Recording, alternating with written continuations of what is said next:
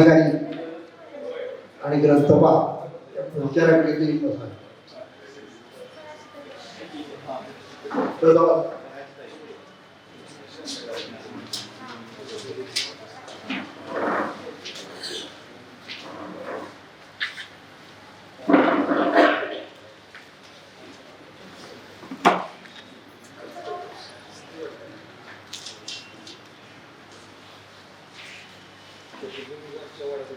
नमस्कार.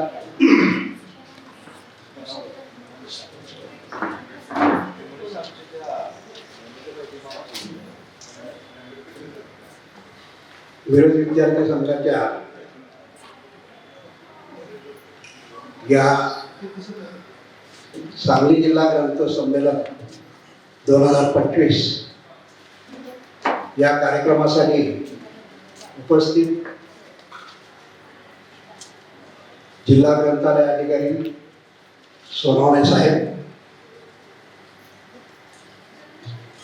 या संमेलनाचे स्वागताध्यक्ष आणि आमच्या संस्थेचे अध्यक्ष डॉक्टर बी.टी. पुर्णे,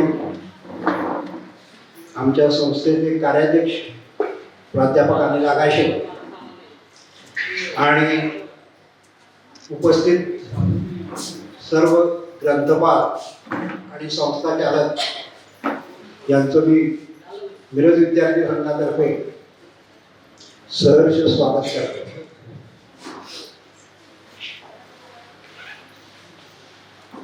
हा ग्रंथालय मेळावा घेण्यामागं कल्पना अशी होती,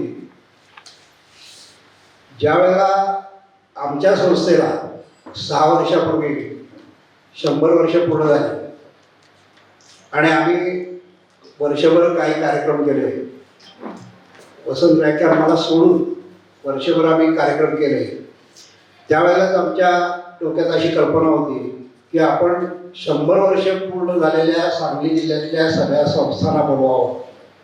पण काही कारणानं ते आम्हाला शक्य झालं नाही.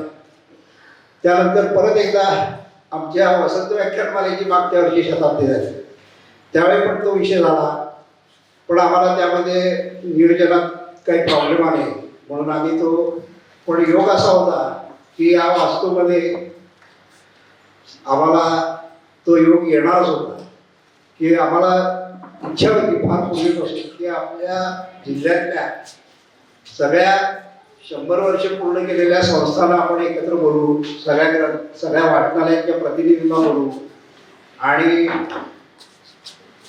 त्यांचा सत्कार करू, सन्मान करू. आणि त्या निमित्तानं आपण सगळे जिल्ह्यातले ग्रंथपाल किमान एकत्र येऊ.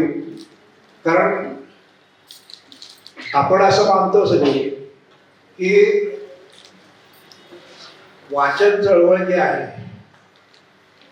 किंवा वाचन संस्कृती हे टिकवण्याचं महत्त्वाचं काम आपण करतो. ग्रंथालयाचं ते काम आहे. आणि ज्या वेळेला आपल्याकडं मुद्रित पुस्तकं नव्हती, कारण आपल्या सगळं वाङ्मय हे ओरल होतं, म्हणजे तोंडी आपण एकमेकात हे करत गेलेलो आहे. पण ज्या वेळेला लिखित स्वरूपात सुरुवात झाली, मराठी भाषेमध्ये लिखित पुस्तकं यायला लागली, तेव्हापासून ही वाचन चळवळ सुरू झाली असं आपण मानतो. आणि ती वाढवायची आणि टिकवायची जबाबदारी आपल्या सगळ्या ग्रंथालयांवर आहे. तर माझं अगदी पहिल्यापासून असं मत आहे की मी बहुतेक साहित्य संमेलनाला जातो, अखिल भारतीय साहित्य संमेलनात जातो, पण लक्षात असं येतं की ज्या साहित्य संमेलन जे घेतलं जातं, अखिल भारतीय मराठी साहित्य संमेलन, त्यामध्ये ग्रंथालय ग्रंथपाल हा विषय तसा दुर्लक्षित आहे. खरं म्हणजे साहित्य जे लेखक निर्माण करतात, निरनिराळ्या प्रकारचं ललित साहित्य असू दे, वैचारिक साहित्य असू दे, संशोधित साहित्य असू दे, हे सगळं वाचकापर्यंत पोहोचवायचं काम कोण करतं? तर आपण करतो. पण या अखिल भारतीय मराठी साहित्य संमेलनामध्ये चुकून एखाद्या साहित्य संमेलनामध्ये एखादा परिसंवाद असतो, नाहीतर भाषेविषयी असतात, पण त्यांचा वाचन संस्कृती वाढवणे टिकवणे यामध्ये ज्यांचा सहभाग आहे त्याला साहित्य संमेलनामध्ये फारसं स्थान मिळत नाही, किंवा पुस्तक प्रकाशकांच्या सुद्धा अडचणी सांगतात ते सगळ्यांना. खरं त्यांचं महत्व जास्त आहे या लोकांना. त्यामुळं ज्या वेळेला आम्हाला ही संधी मिळाली की साहित्य सांस्कृतिक महामंडळाची अशी 5 वर्ष झाली योजना चालू आहे की ते महाराष्ट्रातल्या प्रत्येक जिल्ह्यामध्ये जिल्हा साहित्य संमेलन घ्यायला प्रस्ताव मागवतात संस्थांकडून. आणि आपल्याला माहीतच नाही, कारण त्याची जाहिरात येते आणि ते पुण्या मुंबईच्याच पेपरमध्ये येते. आम्हाला सुद्धा कसं कळलं, सप्रे सरांनी आम्हाला सांगितलं की तुम्ही का प्रस्ताव पाठवत नाही, म्हणजे आम्हाला माहीतच नाही. मग यावेळेला आम्ही जो प्रस्ताव पाठवला आणि त्याला मंजुरी मिळाली आणि त्यामुळे आपल्याला तो योग जुळून आला की जिल्हा साहित्य संमेलन घेण्याचा मान आमच्या संस्थेला मिळाला. प्रत्येक वर्षी एका संस्थेला तो मान मिळतो, पण त्याच्यासाठी प्रस्ताव पाठवणे वगैरे ते सगळी प्रोसिजर पूर्ण करावी लागते. आणि त्याला विषय असतो. काय समजा 2 संस्थांनी अर्ज केला आणि त्यामध्ये विषय सारखे आहेत, तर त्या एकाला संमती मिळते. त्याप्रमाणे आम्हाला यावर्षी तो प्रस्ताव आमचा मान्य झाला, कारण आम्ही अभिजात साहित्य मराठी भाषा त्याला दर्जा मिळाला. तर त्या अभिजात सगळे विषय अशा ब्रॉड आम्ही त्याला विषय दिला, त्यामुळे तो आमचा प्रस्ताव मंजूर झाला. आणि त्यावेळेलाच आम्ही ठरवलं होतं की आपण ग्रंथपालांचा मेळावा घ्यायचा, कारण साहित्य संमेलनाचा तो एक अत्यावश्यक भाग असावा असं आमच्या पहिल्यापासून डोक्यात असल्यामुळं आम्ही ते संमेलनाच्या जी कार्यक्रम पत्रिका सुरुवातीपासून त्याच्यावर चर्चा झाली, मग अध्यक्ष कोणाला नेमावा वगैरे सगळी चर्चा झाली. त्यामध्ये पहिला कार्यक्रम म्हणला आपण ग्रंथपाल मेळावा करूया. त्याप्रमाणे आज आपण या ठिकाणी सगळे जमलेलो आहोत. मला कल्पना आहे की उपस्थिती कमी आहे, त्याचं कारण पण मला माहिती आहे की आपले जिल्हा सांगली जिल्हा फार मोठा आहे. जत तालुका आटपाडी अशा लांबून लोकांना येण्या अडचणीच आहे, पण तरी सुद्धा आपण आमच्या विनंतीला मान देऊन आलात त्याबद्दल मी पुन्हा एकदा तुमचं स्वागत करतो. आणि त्यानंतर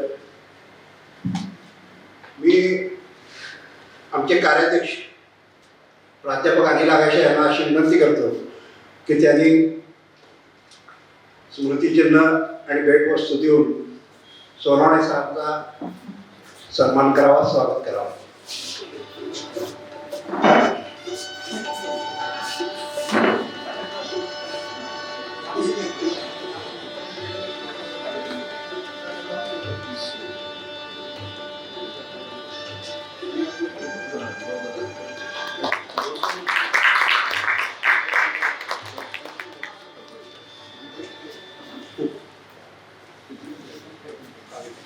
आपल्या या कार्यक्रमासाठी म्हणून जिल्हा माहिती अधिकारी संपदा बिडकर याला फार उत्सुक होत्या आणि आपण कार्यक्रम पत्रिकेमध्ये सगळं अनाउन्समेंट केलेलं आहे. पण काही मर्यादा आल्या निवडणुकीच्या ह्याला, त्यामुळे त्या उपस्थित राहू शकलेल्या नाही. तर त्याला आपण विनंती केली आहे की साहित्य संमेलनाचे इतर जे सगळे कार्यक्रम आहेत त्यामध्ये तुम्ही प्रेक्षक म्हणून या. आणि त्यांना फार उत्सुकता होती आणि आपल्याला आपल्याशी संवाद साधायला त्यांना आवडलं असतं, पण आज त्या काही कारणाने उपस्थित राहू शकलेल्या नाही. या समारंभाच्या निमित्तानं मी जे मला सांगितलं की मी असं समजतो, म्हणजे आपले जे ग्रंथपाल सगळे आहेत किंवा वाचनालयाचे प्रतिनिधी आहेत त्या सगळ्यांना मिरज विद्यार्थी संघाची माहिती आहे. तरी पण मी थोडक्यात सांगतो की 1919 साली आमच्या संस्थेची स्थापना झाली आणि या संस्थेला वाद्यशास्त्री खरेंचा वारसा लाभलेला आहे आणि त्यांचं एक स्मृती मंदिर आहे. आमचं खरे मंदिर म्हणजे बऱ्याच जणांना खरे आडनावाचे कोणाची देणगी देणार असं वाटतं, म्हणजे ज्याला माहीत आहे त्याला. पण मिरज परिसर सांगली जिल्ह्यामध्ये सगळ्यांना माहीत आहे की महाराष्ट्राच्या एक किंवा संस्थानिक काळाचा इतिहास लिहिणारे जे संशोधन करून, त्यांचं मिरजेत वास्तव्य होतं, ते गुहागरचे, पण त्यांचं जे सगळं संशोधनाचं काम झालं आहे ते मिरजेमध्ये झालं. लोकमान्य टिळकांनी त्यांना इथं पाठवलं. त्यामुळं त्यांच्या नावाचं स्मृती मंदिर त्यांच्या शिष्यांनी जे बांधलं आणि त्याच्यानंतर हळूहळू वाचनालयात रूपांतर झालं. मग नंतर आम्ही सगळ्या कार्यकर्त्यांनी मिळून टप्प्याटप्प्यानं आत्ता जी इमारत दिसते ती त्याला आकार आला. या सगळ्या याच्यामध्ये 1925 साली हे स्मृती मंदिर उभारलं आणि त्याच वर्षी आपल्या वसंत व्याख्यानमालेची सुरुवात झाली. आणि महाराष्ट्रामध्ये काही थोड्या सातत्यानं चालणाऱ्या, विनाखंड चालणाऱ्या ज्या वसंत व्याख्यानमाला आहे, मोजक्याच आहे. त्यामध्ये 100 वर्ष सातत्यानं चालणारी, म्हणजे अगदी कोविडच्या काळामध्ये सुद्धा आम्ही ऑनलाईन व्याख्यानमाला घेतली होती. तर ती परंपरा आम्ही टिकवून ठेवली आहे. त्याला 100 वर्ष मागच्या वर्षी झाली. संस्थेविषयी बरंच सांगण्यासारखं आहे, पण आपल्याला सोनवणे साहेबांचं मार्गदर्शन घ्यायचं आहे, आपल्यात संवाद साधायचा आहे. त्यामुळे मी थोडक्यात आवडतो. आणि यानंतर जो आपला मुख्य कार्यक्रम आहे, म्हणजे सगळेच मुख्य कार्यक्रम आहेत, पण त्यामध्ये आणखी विशेष कार्यक्रम की जिल्ह्यातल्या 100 वर्ष पूर्ण झालेल्या वाचनालयांचा, संस्थांचा आपण सत्कार करणार आहोत संस्थेतर्फे. तर सुरुवातीला आपल्या सगळ्यात ज्येष्ठ सांगली जिल्ह्यातले सांगली नगर वाचनालयाचे संचालक, प्रतिनिधी, अध्यक्ष, ग्रंथपाल या सर्वांनी व्यासपीठावर यावं आणि आमचे स्वागताध्यक्ष B.T. कुर्णे सरांनी त्यांचा सन्मान करावा अशी मी त्यांना विनंती करतो.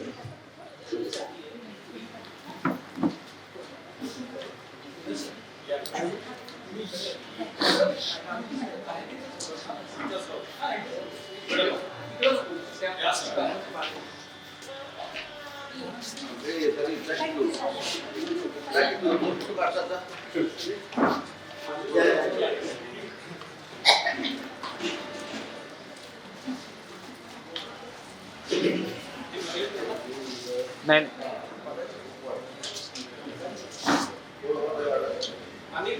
अनिल सर तुम्ही या.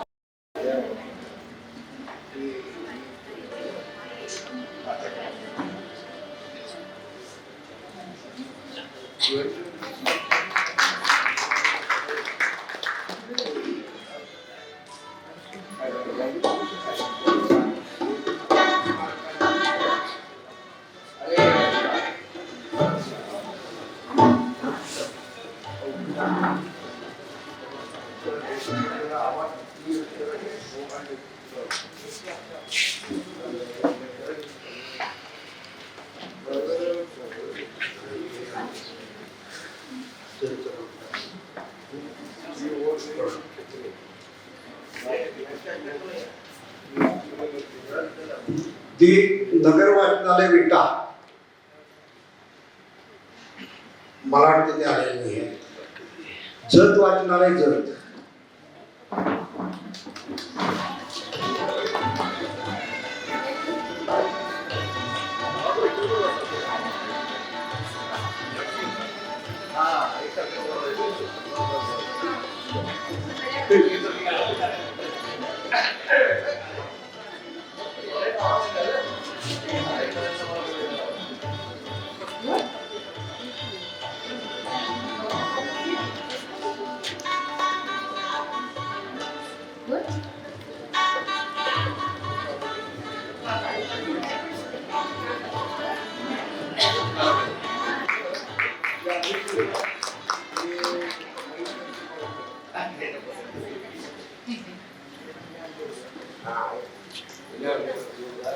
व्यापारी मोफत ज्ञान प्रसारक मंडळ सांगली संचलित महात्मा गांधी ग्रंथालय सांगली.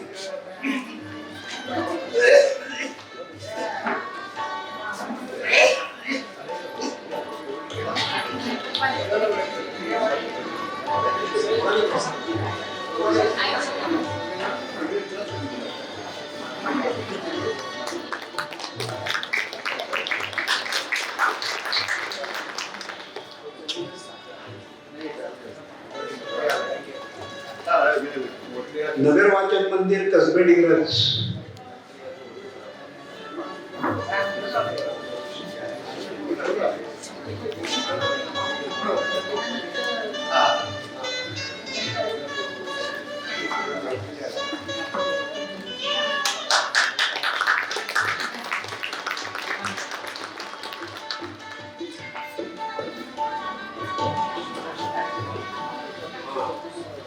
सार्वजनिक तालुका वाचनालय ईश्वरपूर.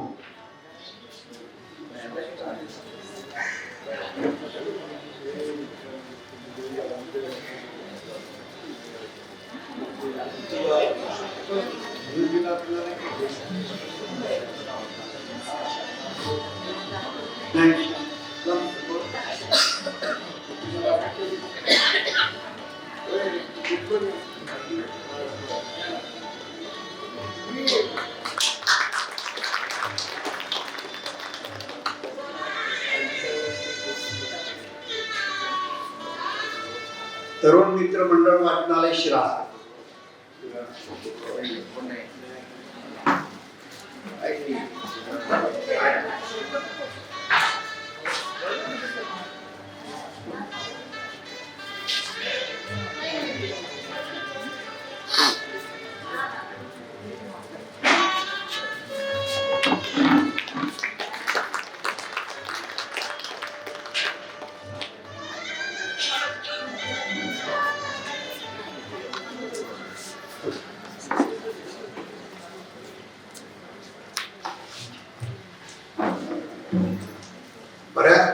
बऱ्याच वर्षापासून आमच्या संकल्पनेमध्ये होतो तो आज सांगत आला. यानंतर सोनवणे साहेबांना मी विनंती करणार आहे की त्याने आपलं मार्गदर्शन करावं. पण तत्पूर्वी मी एक विनंती करणार आहे की प्रातिनिधिक स्वरूपात सांगली नगर वाचनालयानं आपलं मनोगत व्यक्त करावं.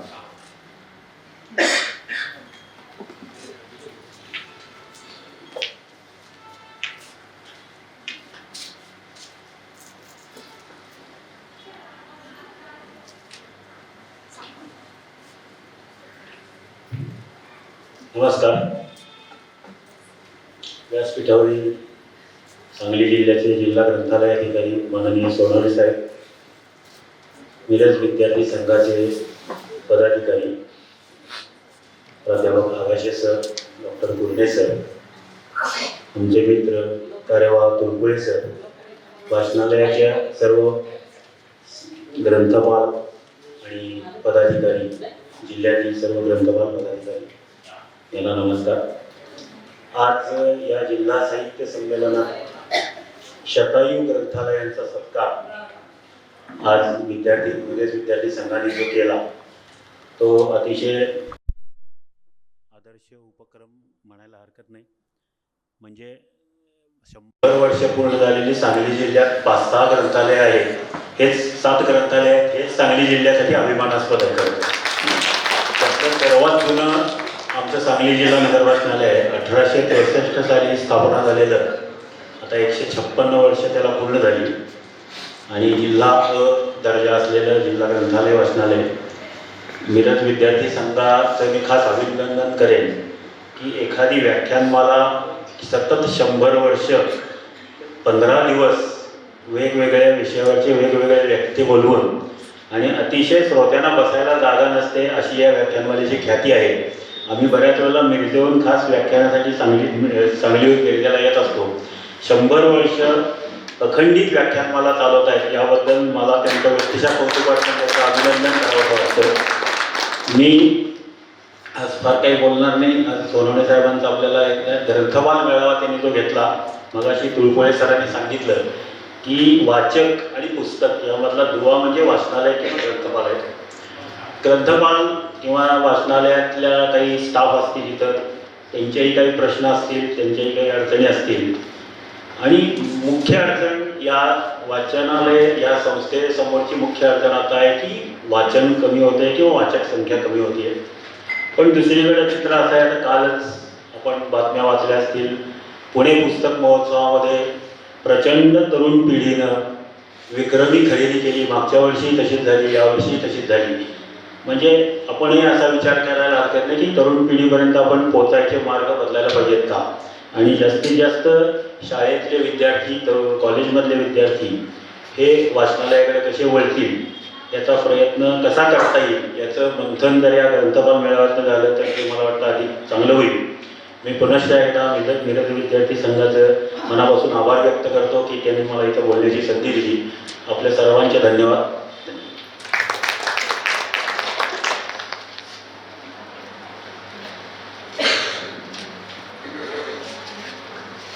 सरांनी जसं सांगितलं तसं सांगली जिल्ह्यामध्ये 100 वर्ष पूर्ण केलेले 8 ग्रंथालय आहेत आणि आत्ता आपण आमच्या सगळं त्यातल्या 7 जणांचा आपण सत्कार करतोय. जर नगर वाचनालय विटा यांचे पदाधिकारी आलेले आहेत त्यांचा आपण सत्कार करूया. या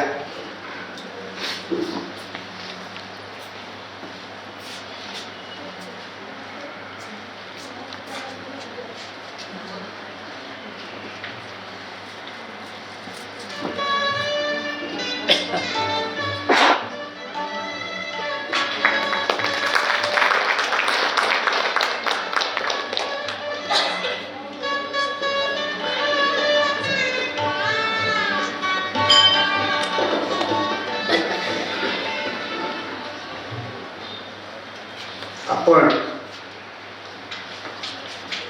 प्रातिनिधिक स्वरूपात नगर वाचनालय सांगलीचे कार्यवाह या ठिकाणी बोलले, पण मी असंही आवाहन करीन की उत्स्फूर्तपणे आपल्यापैकी कुणाला मनोगत व्यक्त करायचं असेल तर त्यांचं स्वागत आहे. म्हणजे सोनवणे साहेबांच्या मार्गदर्शनाच्या आधी उत्स्फूर्तपणे कोण बोलू इच्छित असेल तुझ्यावर तुझ्यावर बोला.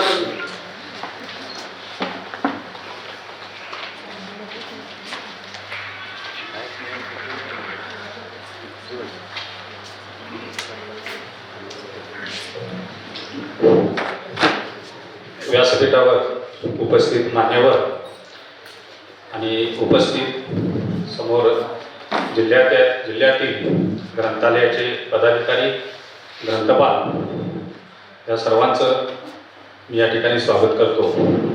खरं तर मला बोलायचं नव्हतं, पण सरांनी आवाहन केल्यामुळं ही 100 वर्ष पूर्ण झालेली ही संस्था, विशेषतः 100 वर्ष व्याख्यानमाला पूर्ण होणे ही खूप मोठं, म्हणजे महाराष्ट्रातील अतिशय दुर्मिळ असं उदाहरण असं म्हटलं तर काय हरकत नाही. आणि तसं पाहायला गेलं तर ही व्याख्यानमाला संपूर्ण महाराष्ट्रामध्ये प्रसिद्ध आहे. म्हणजे इतके मोठे मोठे वक्ते या ठिकाणी येऊन गेलेले आहेत आणि खूप मोठी प्रत्येक वर्षी 15 दिवस या ठिकाणी साहित्यिक पर्वणी असते असं म्हटलं तर काय वावगं ठरणार नाही. आणि एवढी मोठी संस्था चालवणं, मुळात एखादी संस्था 100 वर्ष चालवणं हे खूप अवघड गोष्ट आहे. त्यासाठी तिथं चालवणारे जे काही संस्थाचालक असतील त्याच्यामध्ये त्याग असावा लागतो, समर्पित भावना असावी लागते आणि समाजाप्रती काहीतरी करण्याची ओढ असल्याशिवाय या गोष्टी किंवा या संस्था इतके वर्ष टिकू शकत नाही. कारण बऱ्याच वेळा आपण जर बघितलं तर वाचन चळवळीची आज काय अवस्था आहे आणि अशा अवस्थेमध्ये सुद्धा एवढी मोठी संस्था एवढ्या मोठ्या साहित्यिक उपक्रमानं आणि वाचन प्रेरणेनं चालवणं ही खूप अवघड गोष्ट आहे. आणि खरं तर मला या संस्थेसाठी ज्यांनी योगदान दिलेलं आहे त्या सर्वांना मला धन्यवाद द्यायचे. कारण खरा आदर्श हाच आहे. आता पुढच्या पिढीनं आदर्श कायच घ्यायचा आहे की आगाशे सरांची मला वाटते 3री पिढी यामध्ये आहे, 3री पिढी आहे. म्हणजे बघा किती योगदान आहे मोठं. तर हे चालवणं खूप अवघड आहे. तर या सगळ्या गोष्टी त्यांनी अतिशय उत्तम तऱ्हेने सांभाळलेले आहेत आणि हे वाचनालय महाराष्ट्रामध्ये एक आदर्श वाचनालय म्हणून त्यांनी चालवलेलं आहे, ही संस्था चालवलेली आहे.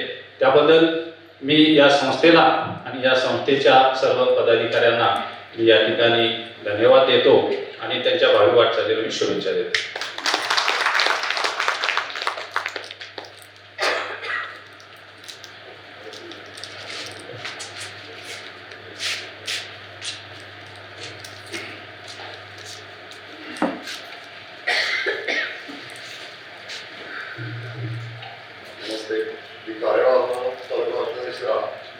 आदरणीय व्यासपीठ आणि उपस्थित सर्व वाचनालयाचे पदाधिकारी, कार्यवाह, ग्रंथपाल आणि इतर स्टाफ, आज या ठिकाणी एका अतिशय चांगल्या प्रसंगी जे उपस्थित आहे त्याबद्दल मला फार अभिमान वाटतो की मिरज मुक्तांगण आणि खरे वाचन मंदिर यांनी सुरू ठेवलेले अनेक उपक्रम, त्यापैकी यांची व्याख्यानमाला ही फार गाजलेली असते.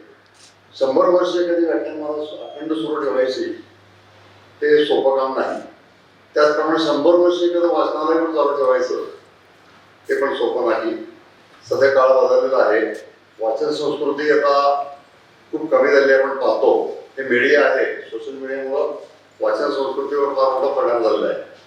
प्रत्येक जण हातात मोबाईल घेऊन त्याच्यावर त्यामध्ये मागणं असतो. पुस्तकाकडे दुर्लक्ष होतं. पुस्तकं चालली पण जात नाही. आजकाल विद्यार्थ्यांना, मुलांना दिवाळी म्हणजे काय माहीत नाही. बऱ्याच ठिकाणी न्यूजपेपर पण घेतला जातो कारण ऑनलाईन सगळं मिळतं. तर अशा या कठीण परिस्थितीत सुद्धा आपल्या जिल्ह्यात आता सरांनी सांगितलं की 8 वाचनालय आहेत, त्यांना 100 वर्ष पूर्ण झाले. अशा कठीण काळात ही वाचन संस्कृती टिकवायची, वाचनालय चालू ठेवायची, सरकारचा अनुदान किती आपल्याला माहीत आहे. तुटपुंज आंदोलन असतं, त्यामध्ये सर्व गोष्टी भागवायच्या आणि यासाठी फार मोठा त्याग करावा लागतो. इथं पण मला प्रत्येक पावलाकडे असं दिसून आलं की अत्यंत शिस्त आहे. प्रत्येक गोष्टीमध्ये काटेकोरपणे सूचनांचं पालन केलं जातं. उदाहरणार्थ फॅन आणि लाईट आवश्यक असतील तरच वापरा, नाही तर बंद ठेवा. इथली स्वच्छता हे पाहून मी अगदी भारावून गेलो. प्रत्येक वाचनालयानं याचा आदर्श घेतला पाहिजे आणि अशा प्रकारे त्यागी वृत्ती जोपासून कार्य पुढे चालवलं पाहिजे असं मला वाटतं. आज या ठिकाणी मला बोलावलं, 2 मिनिटं बोलण्याची संधी दिली, आमच्या संस्थेचा सन्मान केला, सत्कार केला, याबद्दल मी या संस्थेचा आभारी आहे. धन्यवाद.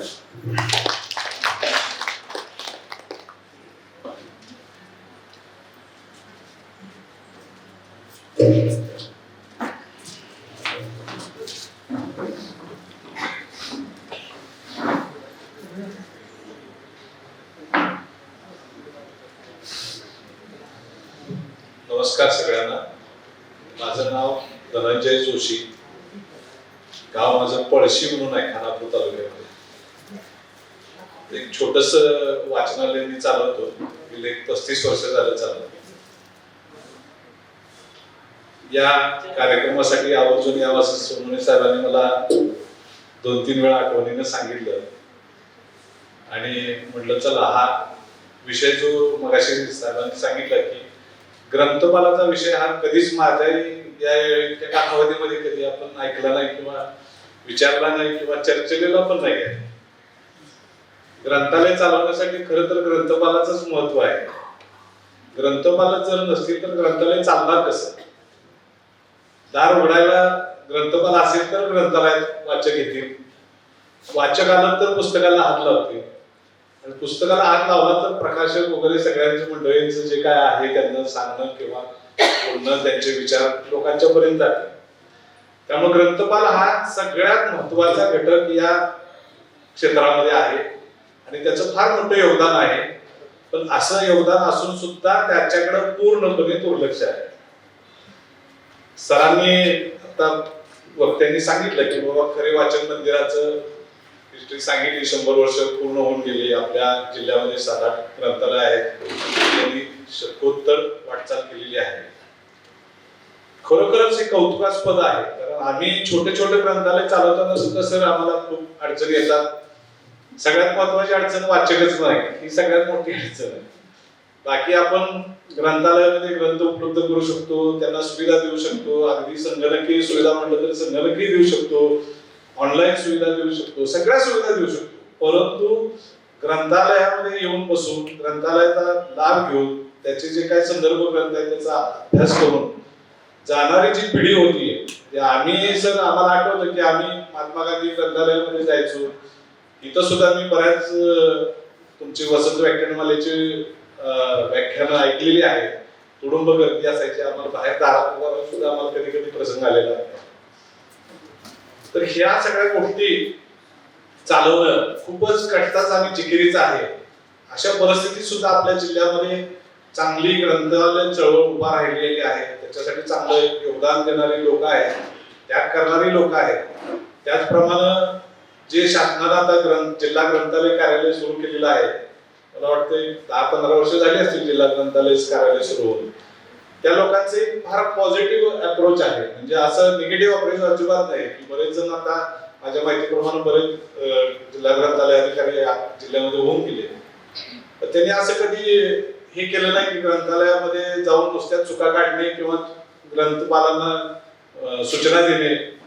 ग्रंथालय कशा पद्धतीने चांगलं चालेल आणि ग्रंथालयासाठी कसा वेळ देता येईल याप्रमाणे त्यांनी मार्गदर्शन केलं. याप्रमाणे त्यांनी ज्या काही ऑनलाईन गोष्टी भरायच्या असतात किंवा कुठल्या गोष्टी असतात त्यासाठी त्यांनी मुक्त हस्ते मार्गदर्शन केलेलं आहे. म्हणजे असा आकडता हात मी कुणीतरी अधिकारी आहे आणि हे कसं करायचं, मला तर खूप अनुभव येतो त्यांच्याकडे. सरांच्याकडे गेले की ते स्वतः बसून आपलं सगळं काय अडचण आली तुम्हाला हे करून देतात. याचा अर्थ त्यांना हे ग्रंथालय चळवळ आपल्याला जीवन ठेवायची आहे आणि ती व्यवस्थित चालावी अशी शासनालाही अपेक्षा आहे. मगाशी अनुदानाचा विषय काढला, आता ते तर आहे, शासन कुणाला पुरणार आहे. त्यामुळे जे खरे वाचन मंदिर आहे किंवा काही तालुका वाचनालय आहे त्याच्यासाठी जे काय देणगीदार असतील किंवा ज्यांनी कोणी संस्थापक सदस्य जे आहेत त्यांनी त्याग करूनच हे चालवलंय. आणि हे चळवळ चालवायचं असेल तर त्याग करूनच चालवली पाहिजे. कुठल्याही गोष्टीवर अवलंबून राहून किंवा कुणी काहीतरी देईल आणि मग आपण चालवू असं शक्य होणार नाही. त्यासाठी ज्या संस्था ज्यांनी चालू केलेल्या आहेत त्या संचालक मंडळाने सभासदांनी ही संस्था मोठी करण्यासाठी प्रयत्न केला पाहिजे आणि त्यांनीच आपल्या ग्रंथपालांना वगैरे सांभाळलं पाहिजे असं मला अपेक्षित आहे. आणि खूप छान हा उपक्रम इथं राबवण्याचं संधी खरे वाचक मंदिराला मिळाली आहे. त्यांनी चांगलेच संस्कार देतात, चांगलेच कार्यक्रम राबवतात. त्यात हा एक आणि त्यांना मानाचा तुरा मिळालेला आहे. त्याबद्दल मी त्यांचंही मनापासून अभिनंदन करतो. माझ्या वाचनालयाचं छोटं गाव आहे सर, म्हणजे 2-2.5 हजार लोकवस्तीचं आहे. शोकाचार्य म्हणून तुम्हाला माहिती असेल कदाचित. इथं डोंगरामध्ये गाव आहे आमचं, 3-4 हजार लोकवस्तीचं गाव आहे. चांगल्या पद्धतीने मी ग्रंथालय चालवतो. माझ्याकडचे शाळेतले विद्यार्थी असतात त्याच्या आम्ही स्पर्धा वगैरे घेतो. ते येतात, शिक्षकांनाही आम्ही हळूहळू सवय लावायला लागलो की बाबा या तुम्ही बघा, तुम्ही आला तर विद्यार्थी येतील, नाहीतर विद्यार्थी येणार नाहीत. त्यामुळे हळूहळू आपणच त्याच्यासाठी प्रयत्न केला पाहिजे. आपणच थोडस पुढे जाऊन त्यांना काय संधी देता येईल हे बघितलं पाहिजे आणि आपण चांगले ग्रंथालय चालवली पाहिजे असं माझं व्यक्तिगत मत आहे. आणि पुन्हा एकदा मी शुभेच्छा देतो. मला इथं बोलण्याची संधी दिली. सोनवणे सरांनी मला 2-4 वेळा पण सांगितलं जरा 2 शब्द बोला म्हणून. त्यातून मी सर्वांचे आपल्या धन्यवाद मानतो आणि थांबतो. नमस्कार.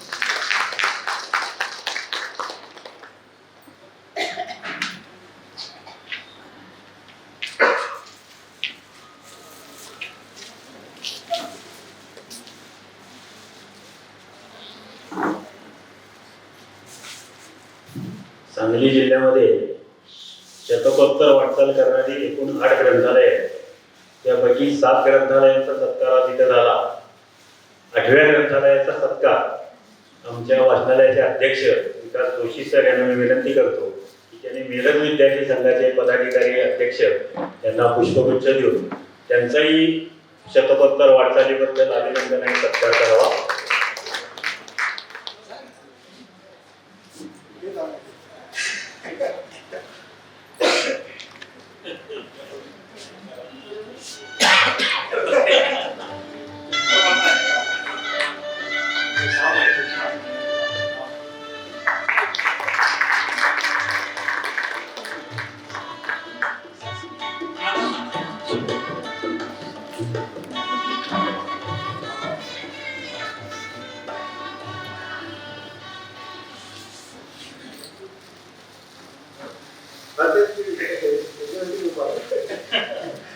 महिला ग्रंथपाल मोठ्या संख्येनं आहे. प्रातिनिधिक स्वरूपात 1-2 लोकांनी आपली मनोगत व्यक्त करायला हरकत नाही. मॅडम,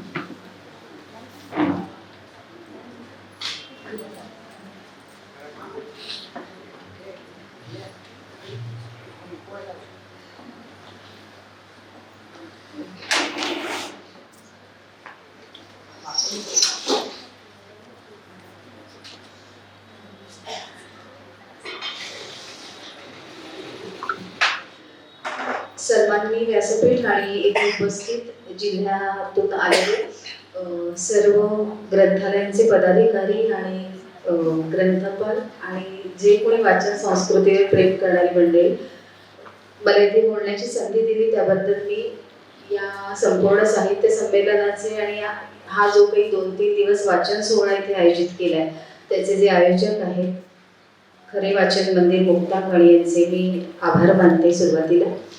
आणि खरं तर जे सगळ्यांनी सांगितलं की खरंच हा प्रश्न आहे की ग्रंथालय चालवायची कशी, कारण पुस्तक संख्या दिवसेंदिवस वाढायला पाहिजे आणि ती वाढते आहे शासन नियमानुसार. अनुदानाच्या प्रमाणामध्ये पुस्तकाची संख्या वाढवणं हे कंपल्सरी आहे, पण वाचकांची संख्या कशी वाढवायची हाच प्रश्न आमच्या सगळ्यांसमोर आहे. जसं सगळ्यांनी उल्लेख केला, सोनवणे सरांचं मार्गदर्शन वेळोवेळी मिळतं आणि त्याहीपेक्षा सर जेव्हा पाहणीला येतात त्यावेळी त्यांचा पहिला प्रश्न असा असतो की वाचक संख्या किती वाढली आणि मग ती कशी वाढवायची. काही संस्थांना आमच्यासारख्या आहे की शाळा आम्हाला मिळतात, शाळेचे विद्यार्थी असतात, त्यामुळे आमच्याकडे वाचक येतात असं आम्ही म्हणतो, मात्र बाहेरचे वाचक जे मिळायला पाहिजे जेवढ्या ताकदीची पुस्तकं आपण ठेवतो तर ते मिळत नाहीत. आणि अशा वेळेला आमच्या समोर वाचक संख्या वाढवायची विवंचना असताना जेव्हा 100 वर्ष पूर्ण करणारी आपल्यासारखी दिग्गज मंडळी आम्ही बघतो तर आमचं ग्रंथालय खूपच छोटं आणि खुजं आहे अजून असं वाटतं. तर आमची वाटचालही 100 वर्षापर्यंत या सगळ्यांचीच होईल, सगळ्यांच्या आशीर्वादाने असं आपण म्हणूया. आणि मला वाटतं आज जर इथे काही सर वाचन संस्कृतीविषयी उहापोह होणार असेल तर त्याच्यात काय करता येईल, म्हणजे आता सोशल मीडिया वाढला हे आपण गृहीत धरलं पाहिजे किंवा स्वीकारलं पाहिजे आणि वाचन संस्कृती तर टिकवायची आहे. तर अशा वेळेला आम्हाला काय नेमकं करता येईल, सोशल मीडियाचा हात धरून वाचन संस्कृती आपण काय करू शकतो, तर याच्यावर मला वाटतं थोडी चर्चा झाली, मार्गदर्शन मिळालं तर आम्हाला जास्त बरं होईल. तर पुन्हा एकदा मी मान्यवरांचे आणि आयोजकांचे आभार मानते बोलायला संधी दिली त्याबद्दल. नमस्कार.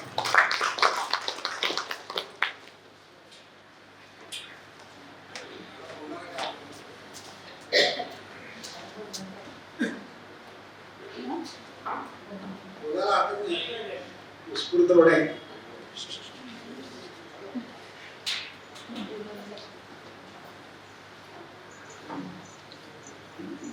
या मेळाव्याचा उद्देशच तो आहे की आपण जी वाचन चळवळ किंवा ग्रंथालय चळवळ चालवतो त्यापुढं जे प्रश्न निर्माण झाले सोशल मीडियाच्या माध्यमातून त्याच्यावर उहापोह व्हावा, आपापल्या आपण काय करतोय ते सांगावं, एकमेकांचा आदान प्रदान व्हावा. तर मी एक आमच्या वाचनालयाने जे चालू केलं ते 2 मुद्दे सांगतो. आमची व्याख्यानमाला आता सगळ्यांना माहिती आहे.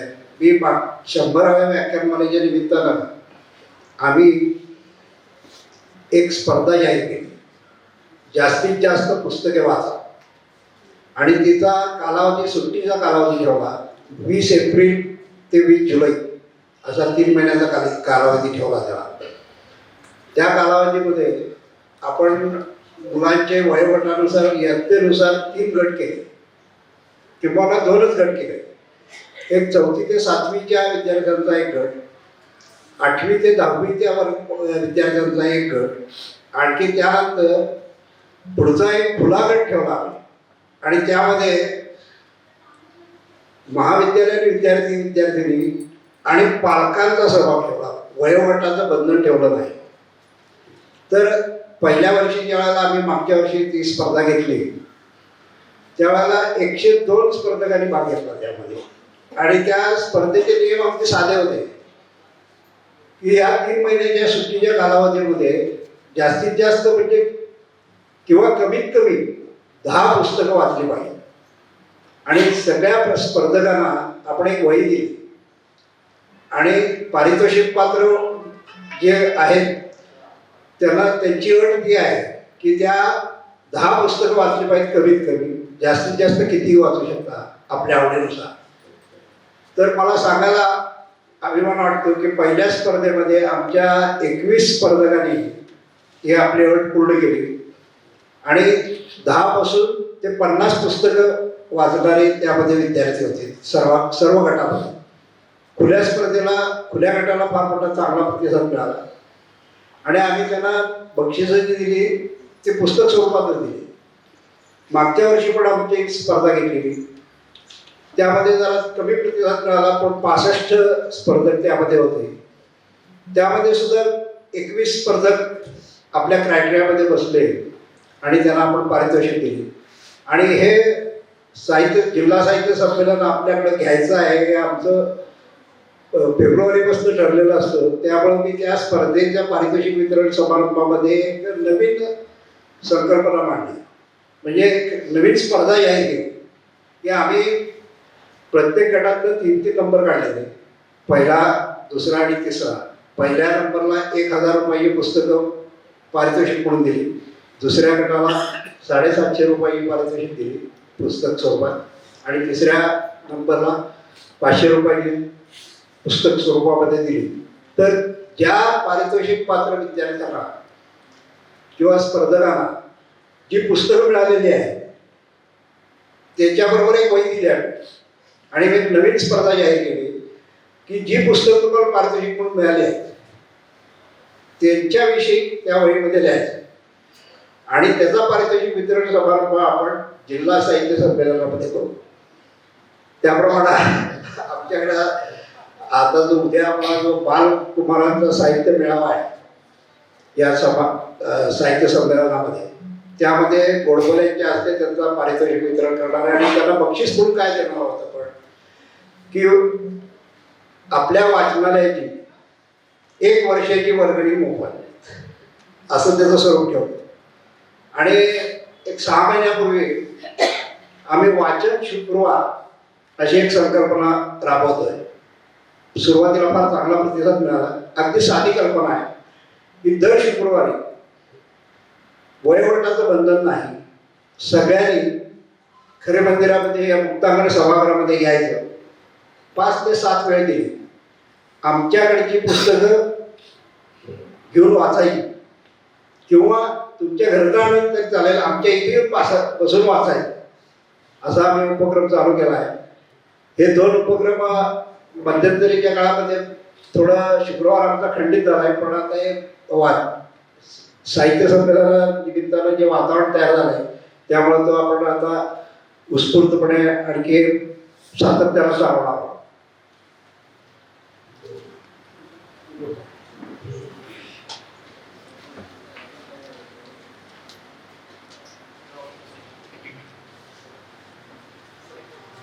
सर्वांना नमस्कार. आदरणीय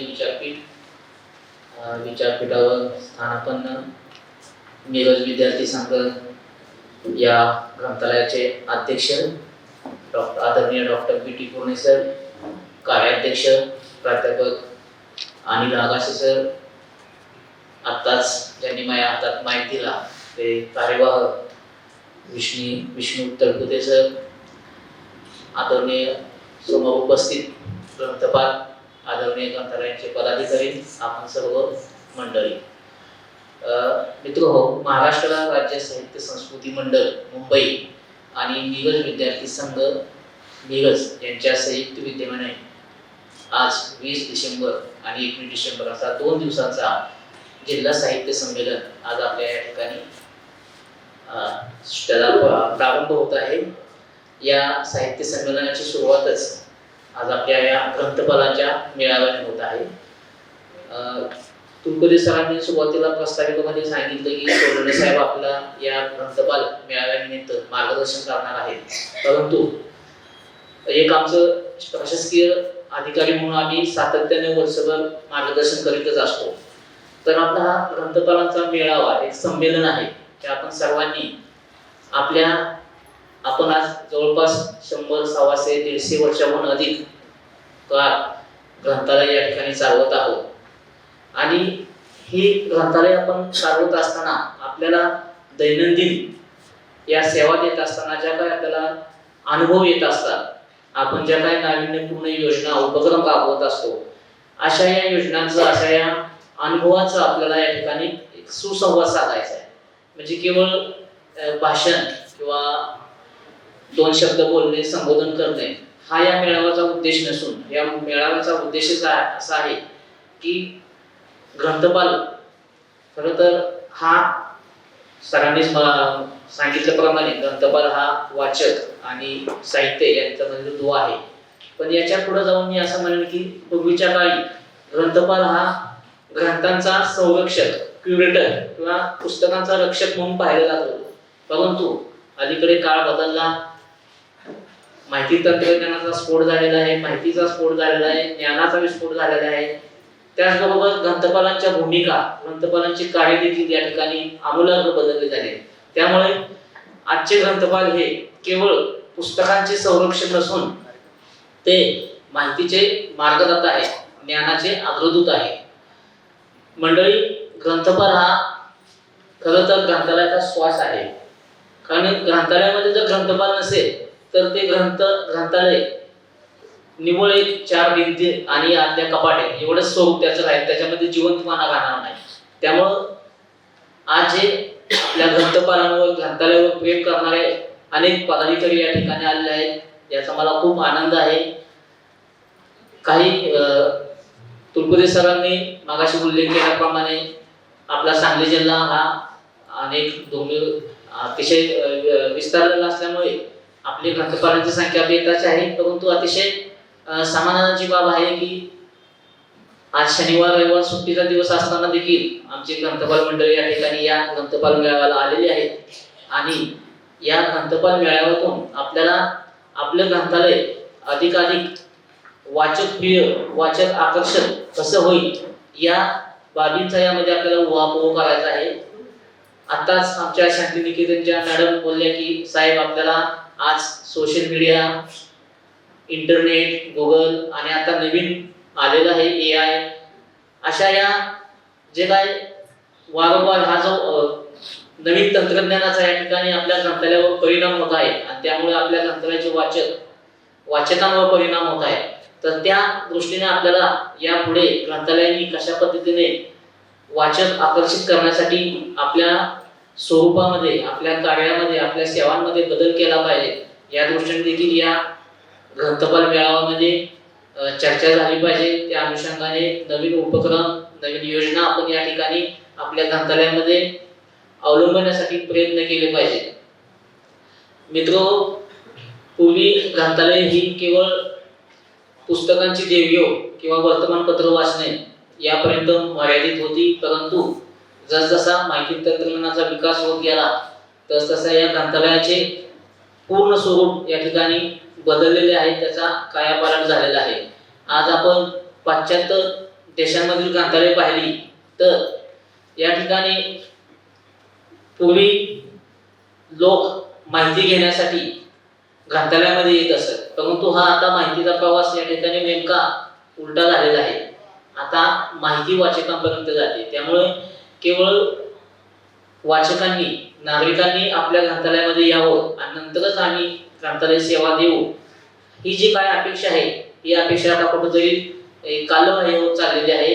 आता आपण तंत्रज्ञानाचा वापर करून किंबहुना आता अत्याधुनिक अशी इंस्टाग्राम अशी सारखी तंत्रज्ञान किंवा सोशल मीडिया या ठिकाणी प्रत्येकाच्या हातामध्ये आलेलं आहे. त्यामुळे आपल्या ग्रंथालयातील जे ज्ञान साधन आहे, ज्ञान संपत्ती आहे, ती ज्ञान संपत्तीचा आपण जास्तीत जास्त आपल्या समाजातील लोकांपर्यंत ही ग्रंथ संबंध कशा पद्धतीने पोहोचेल आणि त्यासाठी एक नाविन्यपूर्ण उपक्रमातून किंवा नाविन्यपूर्ण अशा या माहिती तंत्रज्ञानाचा उपयोग करून आपण आपल्या ग्रंथालयातील साहित्य लोकांपर्यंत पोहोचवणे अत्यंत आवश्यक आहे.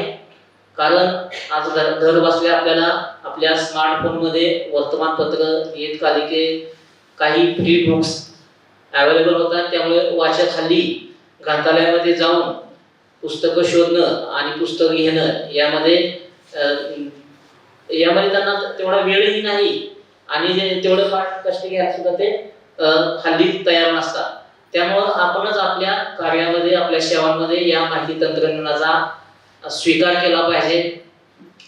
ग्रंथालय संचालनालय असो, राजाराम मोहन राय ग्रंथालय फाउंडेशन असो, यांच्यामार्फत अनेक प्रशिक्षण शिबिर कार्यक्रम राबवले जातात.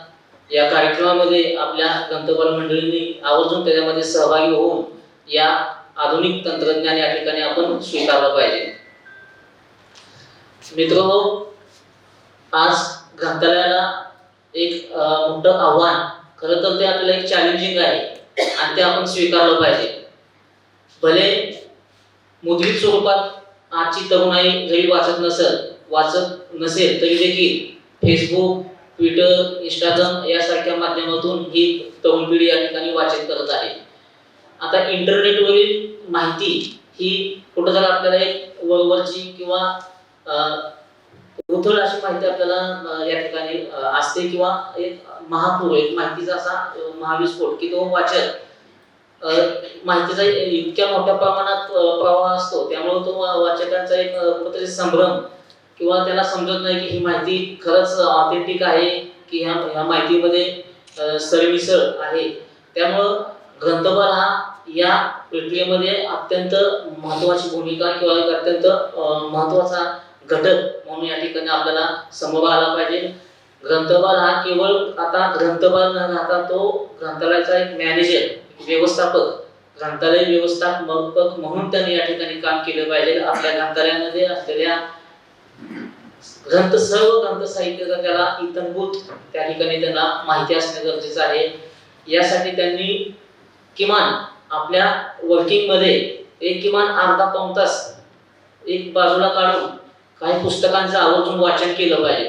कारण ग्रंथपालाने जर पुस्तकं वाचली तर तो ग्रंथपाल आपल्या वाचकांना त्याला हवे असणारी पुस्तकं आणि या व्यतिरिक्त त्याची उत्सुकता, जिज्ञासा जागृत होईल या दृष्टीने जर त्याने एखादं पुस्तक त्याला हवं असेल आणि या पुस्तकाच्या अनुषंगाने ग्रंथपालाने जर त्यासोबत 10 पुस्तकांची नावं समोर घेतली तर निश्चितपणे वाचकांच्या जिज्ञासा या ठिकाणी ही होईल, जिज्ञासा पूर्ती होईल आणि तो या ग्रंथालयाकडे यायला निश्चितपणे आकर्षित होईल असा मला विश्वास वाटतो. त्यामुळं केवळ मी ग्रंथालयाचा टायमिंग वेळ आहे, काय 8 तास वेळ आहे, 6 तास वेळ आहे, कोणाचे 3 तास वेळ आहे, फक्त मी ग्रंथालय उघडून बसलो आणि वाचक आले नाही आले तर आता आपल्याला आपण जो काय वेळ देतोय 3 तास असेल, 4 तास असेल, 6 तास असेल, 8 तास असेल, तर त्या वेळेचंच आपल्याला नियोजन करून कशा पद्धतीने वाचक आपल्या ग्रंथालयामध्ये जास्तीत जास्त येतील या दृष्टीने आपण सर्वांनी या ठिकाणी मंथन करणं गरजेचं आहे. केवळ आमच्याकडे वाचक येत नाहीत किंवा वाचन संस्कृती कमी झालेली आहे, युवा पिढी येत नाही, विद्यार्थी येत नाहीत, अशा प्रकारच्या गोष्टी आपण सातत्याने बोलून आपले वाचक वाढणार नाही. तर त्यासाठी आपल्याला ठोस असे प्रयत्न करावे लागतील. नवीन कल्पना या ठिकाणी आपल्याला त्यांचा अवलंब करावा लागेल. कालच मी पुणे पुस्तक महोत्सवाला व्हिजिट दिली. जवळपास 9 दिवसांचा हा पुणे पुस्तक महोत्सव सुरू आहे आणि विद्यार्थ्यांची एवढ्या मोठ्या प्रमाणात या पुस्तक महोत्सवामध्ये गर्दी आहे की प्रचंड, जवळजवळ 250 स्टॉल्स आणि साधारण 3 ते 4 ठिकाणी त्यांचे असे वेगवेगळे सांस्कृतिक कार्यक्रमांचे त्यांनी सभागृह वगैरे तयार केलेले आहेत. कालच सचिन दुर्गावकर आणि त्यांची कन्या दोघांची त्या ठिकाणी मुलाखत झाली आणि खूप असं वाचन संस्कृतीला असं पूरक असं वातावरण या 9 दिवसामध्ये तिथं आपल्याला पाहायला मिळतं. त्यामुळे एवढ्या मोठ्या प्रमाणात आपलं एखादं ग्रंथालय कार्यक्रम राबवू शकत नाही, परंतु आपण आपल्या परीने ज्याप्रमाणे तळपुदे सरांनी सांगितले की त्यांनी उन्हाळ्यामध्ये एप्रिल ते जुलै या 3 महिन्यामध्ये ते एक शिबिर मुलांनी आकर्षित व्हावं, मुलांनी वाचावं किंवा त्यांच्यामध्ये वाचनाची स्पर्धा निर्माण व्हावी या दृष्टीने ते उपक्रम राबवत असतात. त्याचबरोबर त्यांचा फ्रायडे वाचन चळवळ असे उपक्रम आपण आपल्या ठिकाणी आपल्या ग्रंथालयामध्ये आपण जर राबवली आणि आहे त्या वेळेतच तर निश्चितपणे आपल्या ग्रंथालयाकडे वाचकांच्या ओढ किंवा वाचकांची वाचन करण्यासाठी येण्याची गर्दी निश्चितपणे वाढेल. त्याचबरोबर अनेक ग्रंथपाल जरी आता जे काही प्राथमिक स्वरूपात ग्रंथपालांनी आपले मनोगत व्यक्त केले तर त्याच्यामध्ये मला अपेक्षा होती की आपण जवळपास 25-30 वर्ष आपण या ग्रंथालयामध्ये अतिशय जीव ओतून काम करत आहात. तर या ग्रंथालयामध्ये काम करत असताना आपल्याला कोणते अनुभव आले, आपण या एवढ्या प्रदीर्घ आपल्या कार्यकाळात कोणते आपण उपक्रम राबवले किंवा आपल्याला या ग्रंथालय चळवळीकडून किंवा ग्रंथालयाच्या घटकांकडून काय अपेक्षा आहे यावर आपल्याला या ठिकाणी निश्चितपणे सुसंवाद घडवून आणणं गरजेचं आहे. त्यामुळे आपण आपल्या वाचन संस्कृतीकडे पाहण्याचा दृष्टिकोन या ठिकाणी सर्व समस्त लोकांचा, जनतेचा, नागरिकांचा या ठिकाणी बदलला पाहिजे. कारण वाचन संस्कृती हीच अशी एकमेव अशी हे आहे की ती शाश्वत आहे. आज आपण जर वाचाल तर उद्या देखील तुम्ही वाचू शकता, सर्व क्षेत्रामध्ये वाचू शकता तुम्ही. त्यामुळं केवळ आपल्याला वेळेचा अभाव आहे किंवा कुठेतरी मी उदरनिर्वाहासाठी किंवा पैसे कमवण्यासाठी मागं लागलोय आणि ह्या वाचनाकडे दुर्लक्ष करून जर कुठला शॉर्टकट अवलंबण्याचा प्रयत्न केला तर तो हा शॉर्टकट फार शाश्वत असणार नाही. त्यामुळे आपल्याला खरं चॅलेंजिंग मध्ये जर आपण लहान मुलांमध्ये किंवा युवकांमध्ये वाचनाची आवड निर्माण करण्यासाठी आज आपण बऱ्याच वेळा एक सहज 10 मिनिटं जरी आपण इंस्टाग्राम, फेसबुक वगैरे बघायला झालं तरी 1 तास कधी गेला तरी देखील आपल्या लक्षात येत नाही. तर अशा माध्यमामध्ये आपल्या ग्रंथालयातील जे अभिजात मराठी भाषेमध्ये अतिशय सुंदर असे अभिजात साहित्य आहे, तर अशा त्या अभिजात लेखकांचं आपण जर दर्जेदार पुस्तकं त्या फेसबुकवर, त्या फेसबुकचं कव्हर पेज, त्यातील आतमध्ये जे कंटेंट अनुक्रमणिका आहे हे 2-3 पाने किंवा पाठीमागचा ब्लर की ज्या पुस्तकामध्ये 4 ओळीचं सारांश त्यामध्ये दिलेला असतो, असे 2-3 पेज जर आपण ती आपल्या मोबाईलमध्ये स्कॅन करून आपण आपल्या ग्रंथालयाच्या किंवा ग्रंथपालाच्या स्वतःच्या फेसबुक अकाउंटवर, ट्विटरवर किंवा इंस्टाग्रामवर आपण जर ती स्टोरी किंवा रील स्वरूपात जर ते आपण अपलोड केली तर निश्चितपणे आपल्या गावामध्ये अनेक तरुण पिढी पाहायला ही सर्व वयोगटातील अगदी लहान मुलांपासून ते ज्येष्ठ नागरिकांपर्यंत मोबाईलचा मोठ्या प्रमाणात वापर वाढत आहे. आणि ते मोबाईल हे माध्यम असं आहे किंवा जे आता जे काही इन्स्टंट मेसेज देणारे जे काय ऍप्स आहेत, इंस्टाग्राम, फेसबुक, ट्विटर किंवा अनेक असे ऍप्स आहेत की लोक सहज मनोरंजन म्हणून किंवा माहिती शोधण्यासाठी म्हणून त्याच्याकडे जातात. आणि ही जर अशी आपली माहिती त्यांच्यापर्यंत पोहोचली तर निश्चितच त्यांच्यामध्ये त्या पुस्तकांविषयी, त्यांच्या आवडत्या विषयाविषयी, आवडत्या लेखकाविषयी या ठिकाणी एक जिज्ञासा जागृत होईल आणि हे पुस्तक किंवा हा ग्रंथ मला मिळावा यासाठी ते निश्चित आपल्या ग्रंथालयाशी संपर्क साधतील आणि हळूहळू आपला वाचक वर्ग वाढण्यामध्ये त्याचा एक मोठा सहभाग आहे. मित्रांनो, लेखक हा आपले अनुभव, आपली प्रतिभा या पुस्तकामध्ये लिहित असतो. प्रकाशक ते पुस्तक प्रकाशित करत असतात, ते त्यांचे काम करत असतात. पण ही जी मोठ्या प्रमाणात दरवर्षी लाखो पुस्तकं या ठिकाणी प्रकाशित होतात, लाखो पुस्तकं लेखकांकडून, संपादकांकडून लिहिली जातात, तर हे सगळं वाचन साहित्य नागरिकांपर्यंत, मुलांपर्यंत पोहोचवण्याचं अतिशय महत्वाचं काम या ठिकाणी आमचे सर्व आदरणीय ग्रंथपाल आणि त्यांना एक मोलाची साथ देणारे आमचे आदरणीय पदाधिकारी करत असतात. तर त्याबद्दल मी सर्वप्रथम आपल्या सर्वांचं मी अभिनंदन करतो. त्याचबरोबर आपण आताच उल्लेख केला की मिरज विद्यार्थी संघ वाचनालय अतिशय कष्टानं, परिश्रमाने या ठिकाणी जवळपास 100 वर्ष वसंत व्याख्यानमालेचं ते कंटिन्यू कुठेही खंड न पडता आयोजन करतायत. कारण आम्ही पाहतो, आम्ही दरवर्षी आता जवळपास 5-6 वर्ष झाले आम्ही ग्रंथ महोत्सव आयोजित करत असतो. 2 दिवसांचा ग्रंथ महोत्सव आयोजित करताना केवढे परिश्रम आणि केवढे कष्ट लागतात हे याच्यावरच या ठिकाणी आपल्याला अंदाज येतो की जवळपास 100 वर्ष ही व्याख्यानमाला चालवणे हे खूप परिश्रमाचं, कष्टाचं आणि ताकदीचं काम आहे. त्याचबरोबर आपल्या जिल्ह्याला ग्रंथालयांची एक देदीप्यमान अशी परंपरा आहे, उज्ज्वल वारसा लाभलेला आहे. आज आपल्या जिल्ह्यामध्ये 8 शतायू ग्रंथालय आहेत. त्यामध्ये तर शतकोत्तर सुवर्ण महोत्सव साजरा करणारी ग्रंथालय आहेत. त्याचबरोबर 91 ग्रंथालय अ आणि ब वर्गाची ग्रंथालय आहेत. अ वर्गाची ग्रंथालय 18 ग्रंथालय आहेत. ब वर्गाची 81 ग्रंथालय आहेत. 167 ग्रंथालय क वर्गाचे आहेत आणि ड वर्गाची ग्रंथालय 67 आहेत. असे जवळपास 350 ग्रंथालय आपल्या जिल्ह्यामध्ये आहेत. कारण कृष्णेचा आणि वारणेचा संगम या सांगली जिल्ह्याला लाभलेला आहे. सांगली जिल्ह्यामध्ये अनेक महान असे साहित्यिक या ठिकाणी घडून गेलेले आहे. त्यामुळे सांगली जिल्ह्याला, आपल्या जिल्ह्याला साहित्याचा आणि ज्ञानाचा असा उज्ज्वल वारसा लाभलेला आहे आणि हा वारसा पुढे नेण्याचं काम आमची ग्रंथालय करतात आणि या ग्रंथालयाच्या माध्यमातून आमचा ग्रंथपाल खरं तर हा वारसा चालवत आहे. त्यामुळं सर्वप्रथम मी सुद्धा एक ग्रंथपालच आहे. जरी मी शासकीय असलं तरी मी सुद्धा एक ग्रंथपाल आहे. आपणच आपलं अभिनंदन करूया. कारण मित्र ग्रंथालय किंवा वाचन संस्कृती हा अतिशय एक उदात्त असा हा एक व्यवसाय आहे. कारण माझे ग्रंथालय माझा अभिमान हे खरं तर आपण एक ब्रीद वाक्य केलं पाहिजे. कारण आपल्या ग्रंथालयाविषयी जोपर्यंत आपल्याला अभिमान वाटत नाही तोपर्यंत आपण कोणत्याही संस्थेमध्ये आपण जीव ओतून काम करू शकत नाही किंवा आपल्याला नवीन कल्पना स्फुरण होऊ शकत नाही. केवळ आपण बाबा नकारात्मक भावनेनं राहिलो तर मग चलता है चलने दो चल रहा है.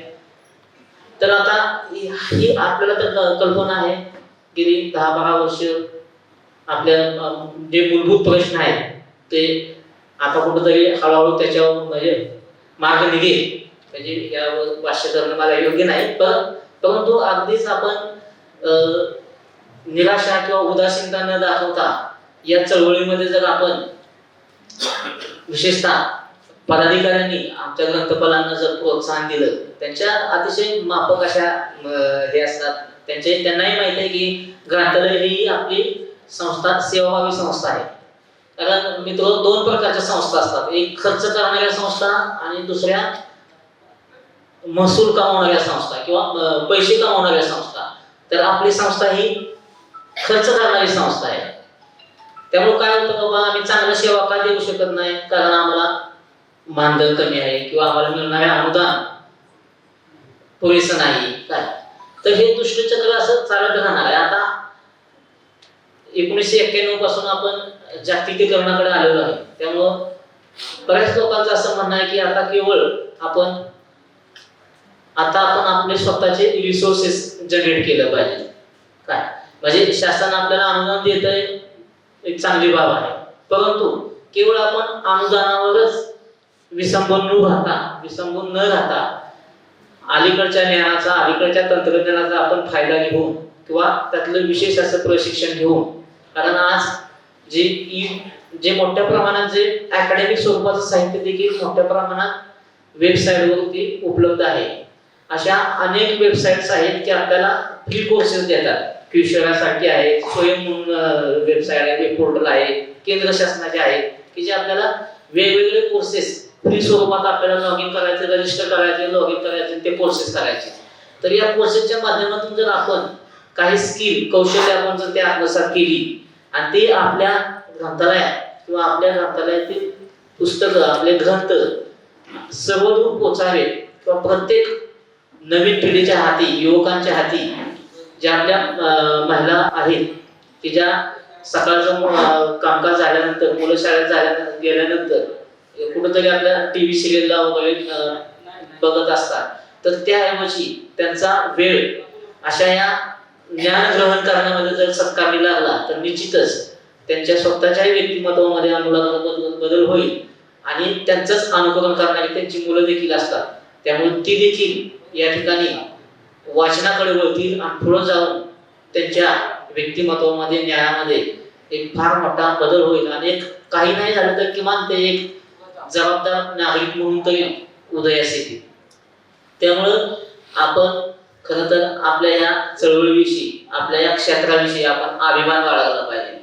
यापुढे माझे ग्रंथालय माझा अभिमान यातून या भावनेनं किंवा या आत्मसमर्पणाने किंवा या त्यागानं जर आपण त्याच्याकडे पाहिलं तर निश्चितपणे आपली स्वतःची त्याचबरोबर आपल्या ग्रंथालयाची आपली स्वतःची देखील एक नावलौकिक एक नाव आल्याशिवाय राहणार नाही. त्यामुळे आपण हा जो काय आपला सध्याची जी काय एक उदासीनता जे काय मूलभूत प्रश्नांविषयी आहे ती तर आतापर्यंत चालत आलेली आहे ती थोडी आपण बाजूला सारून आपण जर ही अतिशय जिवंत अशा स्वरूपाची ग्रंथालय संस्था आहे. ग्रंथालय आपण आपल्या चळवळीला किंवा आपल्या संस्थेला कुठेही कमी न समजता सगळ्यात म्हणजे ज्ञानाचं असं पवित्र काम म्हणतात ना ग्रंथालय ही ज्ञानाची सदावर्ती आहे. या ग्रंथालयामधून ज्ञानाचा मोठ्या प्रमाणात प्रचार प्रसार करण्याचं काम किंवा व्रत आम्ही ग्रंथपाल मंडळींनी स्वीकारलेलं आहे. आणि अतिशय एक म्हणजे एखादा वाचक आपल्या ग्रंथालयात आला, त्याला हवा असलेलं जर आपण पुस्तक दिलं तर ते जे समाधान आहे त्या वाचकाच्या चेहऱ्यावर, ते एक निर्भीड असं समाधान आहे. ते कोणत्याही आपण पैशात किंवा कुठल्याही बाबीमध्ये आपण ते मोजू शकत नाही किंवा पाहू शकत नाही. कारण आपण मंडळी ग्रंथालय शास्त्राचं शास्त्रशुद्ध पद्धतीने शिक्षण घेतलेलं आहे.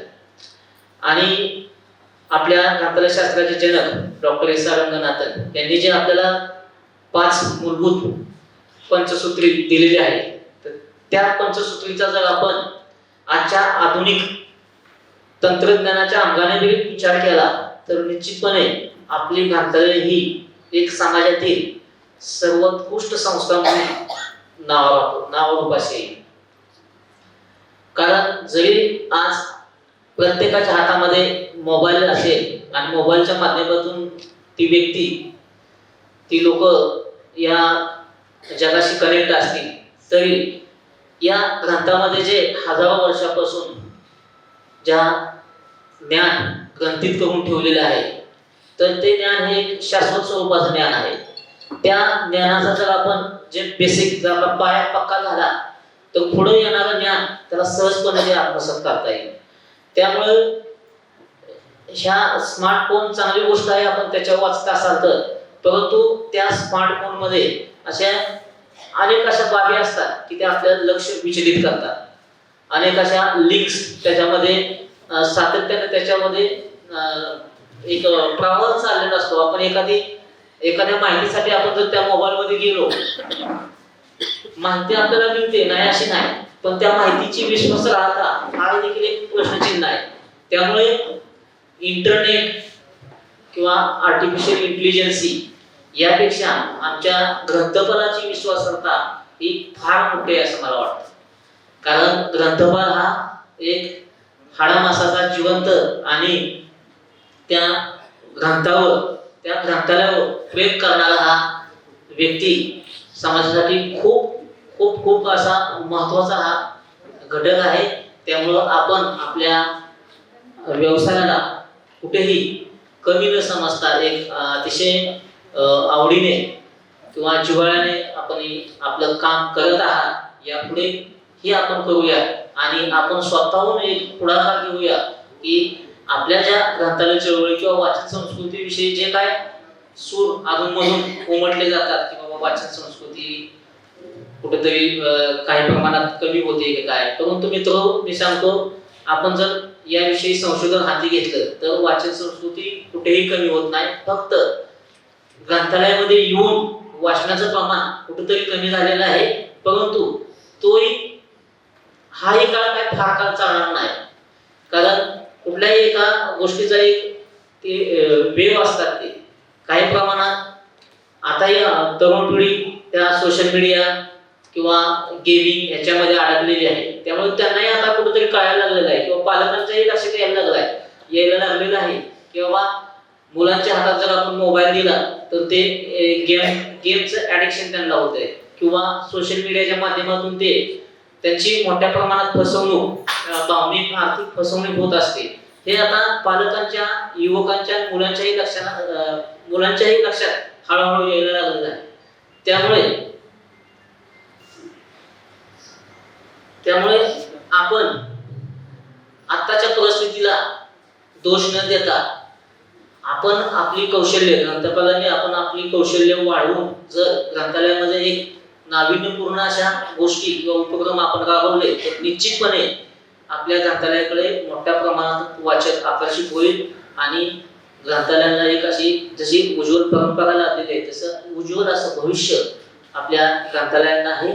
त्यामुळे आपण सर्वांनी या ठिकाणी अतिशय उत्साहाने, अतिशय नवीन नवीन गोष्टींचा या ठिकाणी ध्यास घेऊन आपली ग्रंथालय सर्व अगदी प्रत्येक कुटुंबामध्ये, प्रत्येक कुटुंबातील प्रत्येक व्यक्तीपर्यंत ही पुस्तकं, आपल्या ग्रंथालयातील ज्ञान संपदा पोहोचेल या दृष्टीने जर आपण प्रयत्न केले आणि आपण सर्व मिळून करूया, त्यासाठी आपल्या ग्रंथालयाचे पदाधिकारी, कार्यकारी मंडळ, त्याचबरोबर आपल्या ग्रंथालयातील समाजातील सर्व लोक या गोष्टीला आपल्याला निश्चितपणे सहभाग किंवा निश्चितपणे एक आपल्याला पाठिंबा देतील आणि ही वाचन संस्कृती ग्रंथालय चळवळ एक मोठ्या प्रमाणात खरं तर भारत देशामध्ये महाराष्ट्रात ग्रंथालय चळवळ एक उच्च दर्जाची ग्रंथालय चळवळ आहे किंबहुना भारतामध्ये महाराष्ट्राची ग्रंथालय चळवळ एक आदर्श ग्रंथालय चळवळ म्हणून पाहिली जाते. भारतातील कोणत्याही राज्यात एवढी ग्रंथालय नाहीत इतकी ग्रंथालय आपल्या महाराष्ट्रात जवळजवळ 12,000 ग्रंथालय आपल्या महाराष्ट्रात निरंतरपणे आणि अतिशय निस्वार्थी भावनेने या ठिकाणी आपल्या ग्रंथालयातील ज्ञान संपदा ग्रंथ संपदा समाजातील प्रत्येक व्यक्तीपर्यंत पोहोचवण्यासाठी प्रयत्न करत असतात. या प्रयत्नांना नक्कीच आपल्याला भरघोस असे यश येईल कारण आपण ही या ठिकाणी माहिती तंत्रज्ञानाचा आपण स्वीकार करतोय. बरीच ग्रंथालय आता महाराष्ट्र शासनाने ई ग्रंथालयाच्या माध्यमातून घर बसल्या कोणताही वाचक घर बसल्या त्याला एखादं हवं असलेलं पुस्तक शोधू शकतो. त्यासाठी त्याला ग्रंथालयात येऊन प्रत्येक कपाट चालण्याची गरज नाही. तो आपल्या मोबाईलवरून सुद्धा मोबाईल ॲपवरून त्याला हवी असलेली माहिती त्याला हवी असलेला कीवर्ड्स जरी त्यांनी त्यामध्ये दिला किंवा लेखकाचं नाव दिलं किंवा हवा असलेल्या पुस्तकाचं शीर्षक दिलं तरी त्याला घर बसल्या जिथे असेल तिथं 24/7 तो ते पुस्तक शोधू शकतो.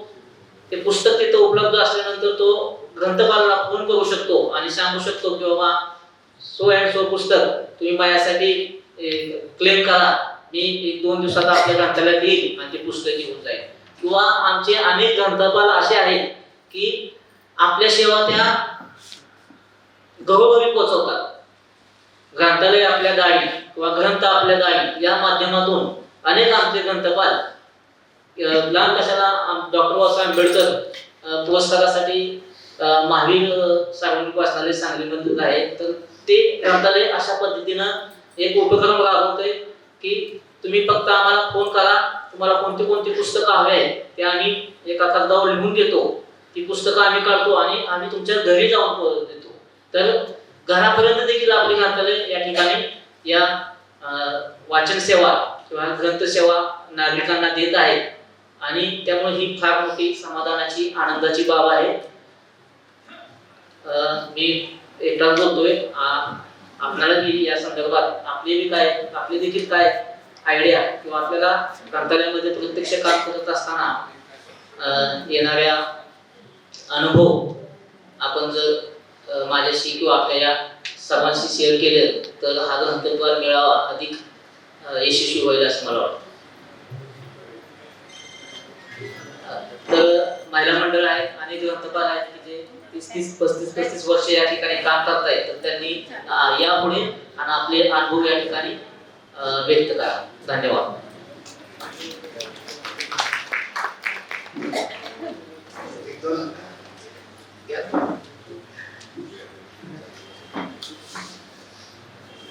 आत्ता जो इथं उल्लेख झाला सोनाळे सरांनी की गुगल आपल्याला माहिती देतं ज्ञान देत नाही. हे आपण जर का एक पालक म्हणून आपल्या मुलाच्यावर ठसवलं तर ही वाचन जवळ वाढवायला फार मदत होईल. आणि निरनिराळे जे उपक्रम आहेत ते मगाशी मी जे आमचे वाचनालयाचे 2 उपक्रम सांगितले त्यामध्ये गेली 5-6 वर्ष कोविड काळानंतर आपल्याला जो वाचन घटल्याचा अनुभव आला त्यातनं अनुभव घेऊन आम्ही ग्रंथालय तुमच्या दारी अर्थात पुस्तक सेवा घरपोच पुस्तक सेवा हा उपक्रम सुरू केलेला आहे आणि त्याला चांगला प्रतिसाद आहे. आणि त्यामध्ये आम्ही असं केलं की त्या वेगळी वर्गणी ठेवली ती आणखी त्यामध्ये प्रत्येक जो वर्गणीदार घेईल घरपोच सेवेमध्ये त्याला 10,000 पुस्तकांची यादी दिली.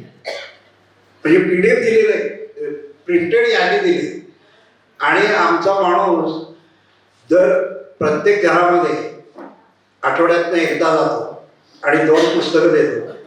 आणखी त्या यादीबद्दल त्यांनी पुस्तकाची मागणी नोंदवायची ती पुढच्या आठवड्यामध्ये त्यांना देतो. असा आमचा उपक्रम 5 वर्ष चालू आहे. त्याला पण चांगला प्रतिसाद आहे. उपस्थित सर्वांना नमस्कार. सन्माननीय व्यासपीठ आणि इथे उपस्थित असलेले माझे ग्रंथालय बंधू भगिनी या सर्वांना सप्रेम नमस्कार. मी मयुरी नलवडे, ग्रंथपाल, सार्वजनिक वाचनालय भिलवडी. आपण म्हणतो वाचन संस्कृती नष्ट व्हायला लागली. प्रत्येक गोष्टीचा जर आपण नकारात्मक विचार केला तर त्यातला आपल्याला पॉझिटिव्ह काय दिसणार नाही. तर आमच्या वाचनालयातर्फे आम्ही वाचन संस्कृती रुजावी म्हणून वेगवेगळे उपक्रम करत असतो. तर या उपक्रमांच्यासाठी आम्हाला चितळे उद्योग समूह आणि काकासाहेब चितळे फाउंडेशन यांचं नेहमीच सहकार्य मिळत असतं. तर आम्ही प्रत्येक महिन्याला वाचन कट्टा म्हणून एक उपक्रम घेतो. तर त्या महिन्यात जर कुणाची जयंती पुण्यतिथी असेल तर त्यांचं पुस्तक तुम्ही वाचायचं आणि 1 तारखेला वाचन कट्ट्यावर त्या पुस्तकात तुम्हाला काय आवडलं किंवा तेच पुस्तक तुम्ही वाचायला का निवडलं हे तुम्ही सांगायचं. या 1 तारखेच्या वाचन कट्ट्यानंतर आम्ही महिन्याच्यासाठी वेगळा वाचन कट्टा घेतो प्रत्येक महिन्याच्या पहिल्या शनिवारी. तर त्याचंही स्वरूप तेच आहे. आम्ही एक विषय देतो किंवा तुम्ही तुमच्याकडून एक विषय सांगायचा, त्याबद्दल वाचनालयात येऊन वाचनालयातच पुस्तक घेऊन वाचून तुम्ही त्या पुस्तकाची निवड का केली, त्या पुस्तकात तुम्हाला काय आवडलं हे तुम्ही तिथं त्या वाचन कट्ट्याला सांगायचं. आणि विशेष म्हणजे या उपक्रमांना एवढा चांगला प्रतिसाद आहे की याच्या बातम्या सुद्धा वर्तमानपत्रात आम्ही देत असतो वारंवार. आणि यानंतर आम्ही डिजिटल वॉल म्हणून आमच्या वाचनालयात एक स्क्रीन लावलेला आहे. आमच्या परिसरात जेवढ्या महत्त्वाच्या गोष्टी, जेवढी पुस्तकं प्रकाशित होत असतात किंवा आम्ही वाचनालयात जी नवीन पुस्तकं घेतो किंवा उपक्रम घेतो त्याचे सगळे फोटोज आम्ही त्या स्क्रीनवर लावतो. आणि याशिवाय कॉलेजमध्ये लिहिणारे विद्यार्थी असतात किंवा ज्यांना काही व्यासपीठ नाही त्यांच्या कविता कथा तिथं आम्ही त्याचे फोटो लावत असतो आणि ते प्रकाशित करत असतो. त्याला सुद्धा चांगला प्रतिसाद आहे. तर असे वेगवेगळे उपक्रम आम्ही आमच्या वाचनालयातर्फे चालवत असतो. याशिवाय विशेष म्हणजे प्रत्येक रविवारी आम्ही वाचन वर्ग घेतो लहान मुलांचा.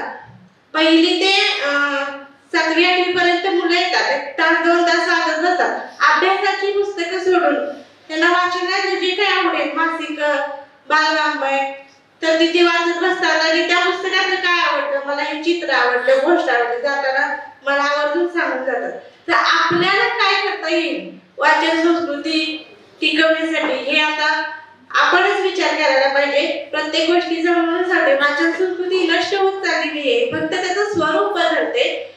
त्या बदलत्या स्वरूपाला ग्रंथपालांनी सुद्धा तेवढाच प्रतिसाद देऊन आपल्याला काय करता येईल याबद्दल जर विचार केला तर नक्कीच ही वाचन जवळ आपण चांगल्या पद्धतीने चालवू शकू याची खात्री आहे. 100%.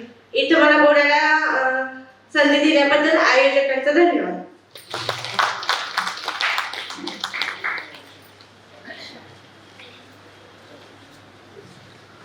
नक्कीच छान उपक्रम सार्वजनिक वाचनालय भिलवडीने राबवत असतात. त्यांचे सुभाष कवडे सर त्यांचे माझ्या व्हॉट्सअपला कार्यक्रम राबवल्याचे व्हिडिओ फोटो वगैरे येत असतात. असे अनेक एक प्रातिनिधिक स्वरूपात आपल्याला भिलवडीच्या ग्रंथपालांनी सांगितलं असे अनेक आमचे ग्रंथपाल आहेत की आपल्याला माहीत नाही परंतु ते त्यांच्या ग्रंथालयामध्ये एक नाविन्यपूर्ण असे उपक्रम राबवत असतात आणि त्यांच्या वाचकांना तो आनंद किंवा तो अनुभव ते देत असतात. आणखी कुणाला आपले मनोगत किंवा आपले जे काही अनुभव मांडायचे असेल तर नक्कीच 1-2 आले तर मला आनंद होईल.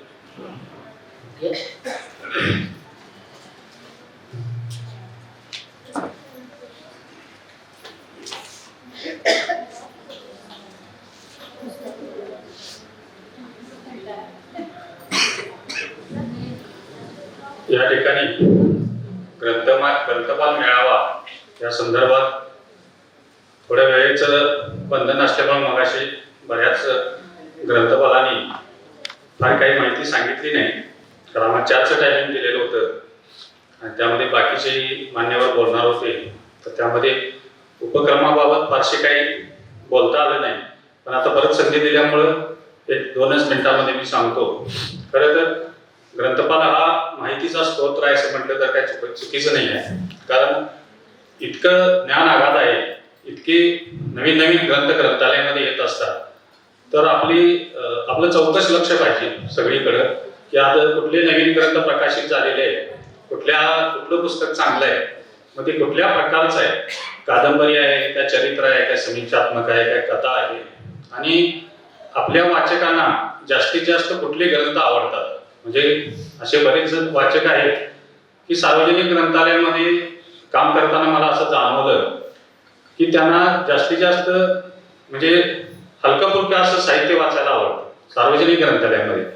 तुम्ही बाकीच्या ग्रंथालयामध्ये गेला तर तिथली आवड वेगळी असते, पण या ठिकाणी कसं आहे की लोकांना हलकं फुलकं आणि थोडासा वेळ जाईल असं वाचन अपेक्षित असतं, आणि त्या दृष्टिकोनातून मग सामाजिक कादंबरी असतील, कौटुंबिक कादंबरी असतील, कथा असतील, अशा प्रकारची पुस्तकं जास्त आवडत असतात. आणि त्या प्रकारचं साहित्य घेण्याचा आपण जास्तीत जास्त ग्रंथपालांनी प्रयत्न केला पाहिजे किंवा शिफारस केली पाहिजे. आता आमच्या इथं ग्रंथ खरेदीची प्रोसिजर अशी आहे की आमची ग्रंथ निवड समिती आहे. त्या निवड समिती मार्फत आणि आमचे सगळेच मंडळ, विश्वस्त मंडळ असेल, कार्यकारी मंडळ असेल, सर्वांना आम्ही महिन्यातून एकदा बोलवतो आणि जे काही नवीन ग्रंथ घ्यायचे आहेत त्याची यादी मी त्यांच्यासमोर ठेवतो. मग आता अलीकडेच प्रकाशित झालेली काही चांगली पुस्तकं असतील ती वाचकांच्याकडून बऱ्याच वेळा मागणी होते. मग आम्ही तिथे एक मागणी नोंद वही अशी पुस्तक ठेवलेली आहे पुस्तकांसाठी. ज्या वाचकांनी ती पुस्तक समजा शिफारस केलं असेल तर ते खरोखर चांगलं आहे का, त्याची अंतर्गत त्याचं काय आहे हे सगळं पहिला बघावं लागतं. समजा एखाद्या वाचकाने जर 10 पुस्तकाची शिफारस केली तर 10 पुस्तकं आपण घेऊ शकत नाही, कारण आम्हाला त्या आर्थिक ह्याची बंधनं असल्यामुळं सर्व प्रकारचं साहित्य घ्यायचं असल्यामुळे एकूण आपलं वार्षिक बजेट काय आहे आणि त्यातलं वाचकांच्या मागणीला प्राधान्य देऊन अशी पुस्तकं आपण निवड करत असतो. आता एक भाकर तीन चुलीची आता ही पुस्तक प्रकाशित झालंय, खूप सुंदर पुस्तक आहे, भुरा पुस्तक आहे, म्हणजे मुलांना वाचण्याजोग आहे, चरित्र आत्मचरित्र आहे. तर अशी पुस्तकं जर माहिती असतील तर ती ग्रंथपालांनी ताबडतोब शिफारस करून आम्ही मग त्यासाठी मिटिंगची वाट बघत नाही, त्यासाठी आम्ही डायरेक्ट पुण्याला कॉन्टॅक्ट करतो आणि तिथून ती पुस्तकं खरेदी करतो. आम्हाला 2 दिवसात ती पुस्तकं पार्सलनं ग्रंथालय देतात. आता ज्या वाचकांनी ती मागणी केलेली असते ती आल्यानंतर त्याची प्रोसिजर पूर्ण करतो आम्ही 2-3 दिवसात, आणि त्या वाचकाला आम्ही फोन करतो की हे पुस्तक तुमचं आलेलं आहे, तुम्ही घेऊन जाऊ शकता. 2 दिवस त्याचं वेटिंग ठेवलं जातं. त्या 2 दिवसात जर ते आले नाही तर पुढच्या वाचकाला ते पुस्तक दिलं जातं, परत आल्यानंतर त्याला दिलं जातं. आता आमच्या वाचनालयामध्ये वाचक संख्या खूप वाढत नाही, त्याचं कारण आहे म्हणजे खडा जिना असल्यामुळं वयस्क लोकांना म्हणजे इच्छा असून सुद्धा सभासद होता येत नाही.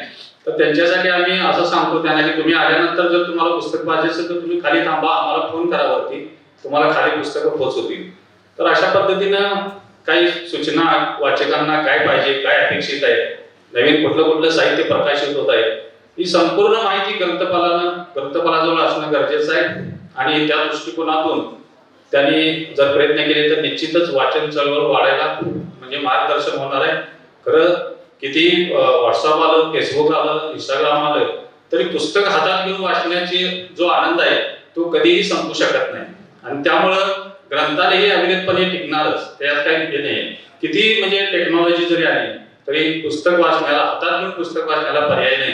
तर सगळ्या यांना ग्रंथपाल असतील किंवा इथं उपस्थित कर्मचारी, सेवक वर्ग असेल तर सार्वजनिक ग्रंथालयामध्ये काम करत असताना सेवाभाव असल्याशिवाय ती व्यक्ती तिथे टिकू शकत नाही. कारण आज जर आपण अनुदानाचा विचार केला, संस्थेकडे तरी काय निधी असू शकत नाही, कारण मगाशी साहेबांनी सांगितलं तसं ग्रंथालय ही खर्च करणारी संस्था आहे, उत्पन्न मिळवणारी संस्था नाही.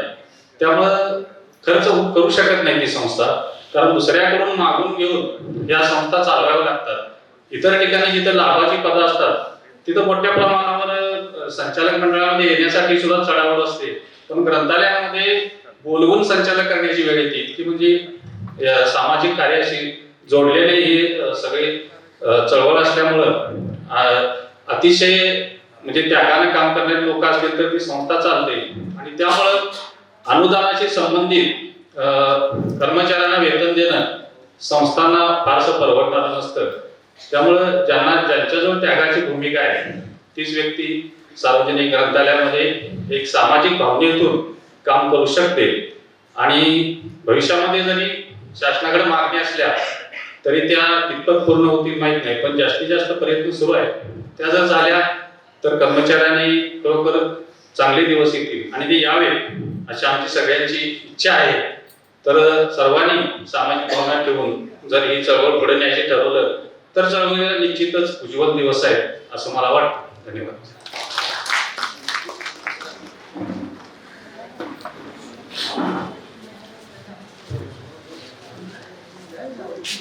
वाचकांची आवड आणि ग्रंथ उपार्जन करण्याची प्रक्रिया निश्चितच आपल्या महात्मा गांधी वाचनालयाचे ग्रंथपाल दिगंबर सूर्यवंशी यांनी अतिशय मौलिक असे अनुभव या ठिकाणी व्यक्त केले.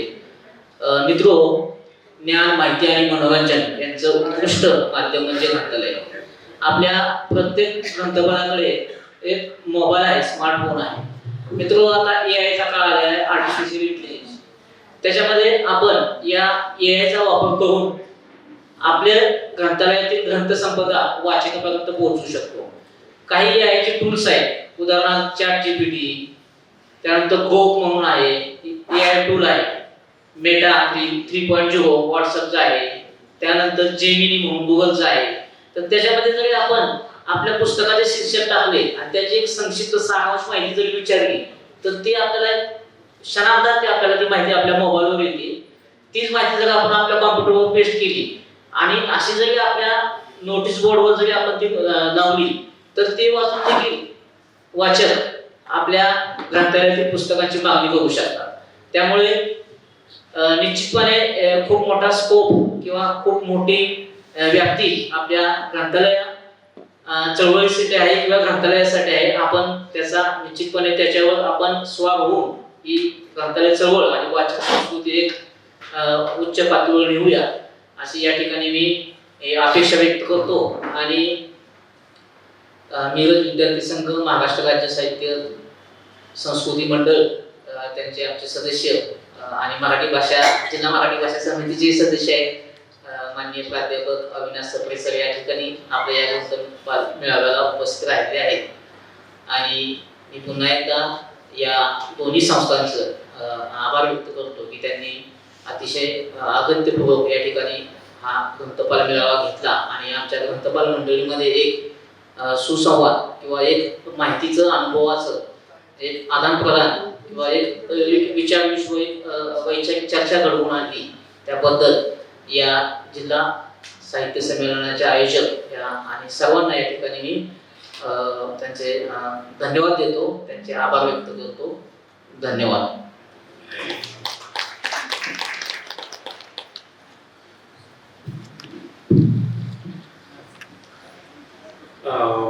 मिरज विद्यार्थी संघातर्फे फक्त एकच उपक्रम सांगतो, वेळ भरपूर आपल्याला झालेला आहे. तर आर फाउंडेशन तर्फे चिल्ड्रन्स कॉर्नर म्हणून एक स्कीम आहे, सगळ्यांनाच माहिती आहे. तर त्या स्कीम अंडर आम्ही 10 वर्षापूर्वी अप्लाय केलं होतं. आणि तुम्ही आमच्यावरच्या संस्थेत गेलात लायब्ररी तर उजव्या हाताला तुम्हाला एक तो चिल्ड्रन्स कॉर्नर दिसेल की त्याचं मेन थीम अशी होती की बाबा मुलांनी चढत चढत जाऊन वरती पुस्तकं घ्यावी, त्यांना शिड्या केल्या. त्याच पद्धतीनं उजव्या हाताला जर तुम्ही इथं बघितलं तर लहान मुलांसाठी आम्ही खेळण्यासाठी जागा केलेली आहे. ती काय उगीच केलेली नाहीये. त्याचं कारण असं आहे की वाचन संस्कृती ही लहानपणापासून म्हणजे रूट लेवलला त्याला म्हणतो तिथं आपण ती रुजवावी यासाठी लहान मुलं थोड्या प्रमाणात आकर्षित व्हावी म्हणून आम्ही तो एक प्रकल्प केलेला आहे. सोमोने साहेबांना मला एक थोडंसं असं सांगायचंय की किती जरी म्हटलं तरी आपली संस्था ही देणारी संस्था आहे. तर पैशाचं सोंग हे काही घेता येत नाही.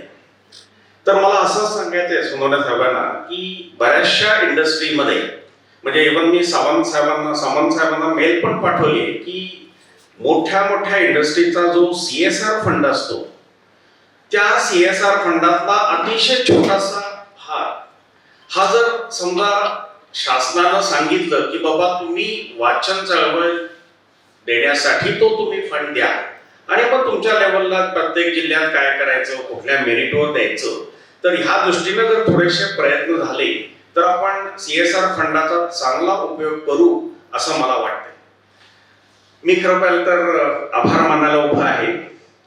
जनरली कसं असतं की सगळा कार्यक्रम झाला आणि परतीच्या वेळेला आभार मानायचे असतात. पण मेजवानीला आत्ता सुरुवात होतीये. आपलं पहिलंच सेशन आहे.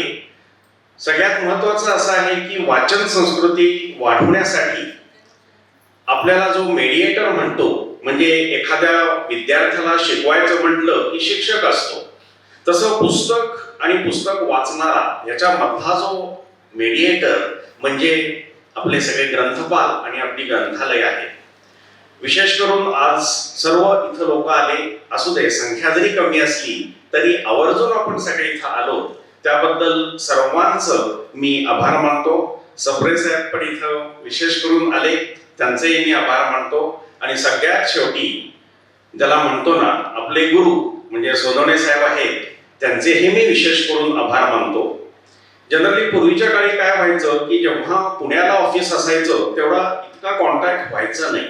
पुण्यात जायचं म्हणजे काय, काहीतरी कामानिमित्त. पण आज कसं झालंय की सांगली जिल्ह्यामध्येच आपल्याला ऑफिस निघाल्यामुळं डे टू डे कॉन्टॅक्ट मध्ये आपल्याला सरांचा नक्कीच उपयोग होत आहे आणि नक्कीच आपण वाचन संस्कृती नक्की वाढवूया. तुम्हाला माहिती आहे की पुढचे 2 दिवस आपले भरगच्च कार्यक्रम आहे. सगळ्यांना आग्रहाचं निमंत्रण दिलेलंच आहे, सर्वांनी आवर्जून हजर राहायचंय. उजव्या हाताला पुस्तकांचं प्रदर्शन आपण लावलेलं आहे, त्यामुळे जास्तीत जास्त पुस्तकं खरेदी करावी अशी मी सर्वांना विनंती करतो आणि आभाराचं काम मी संपलं असं मानतो. धन्यवाद.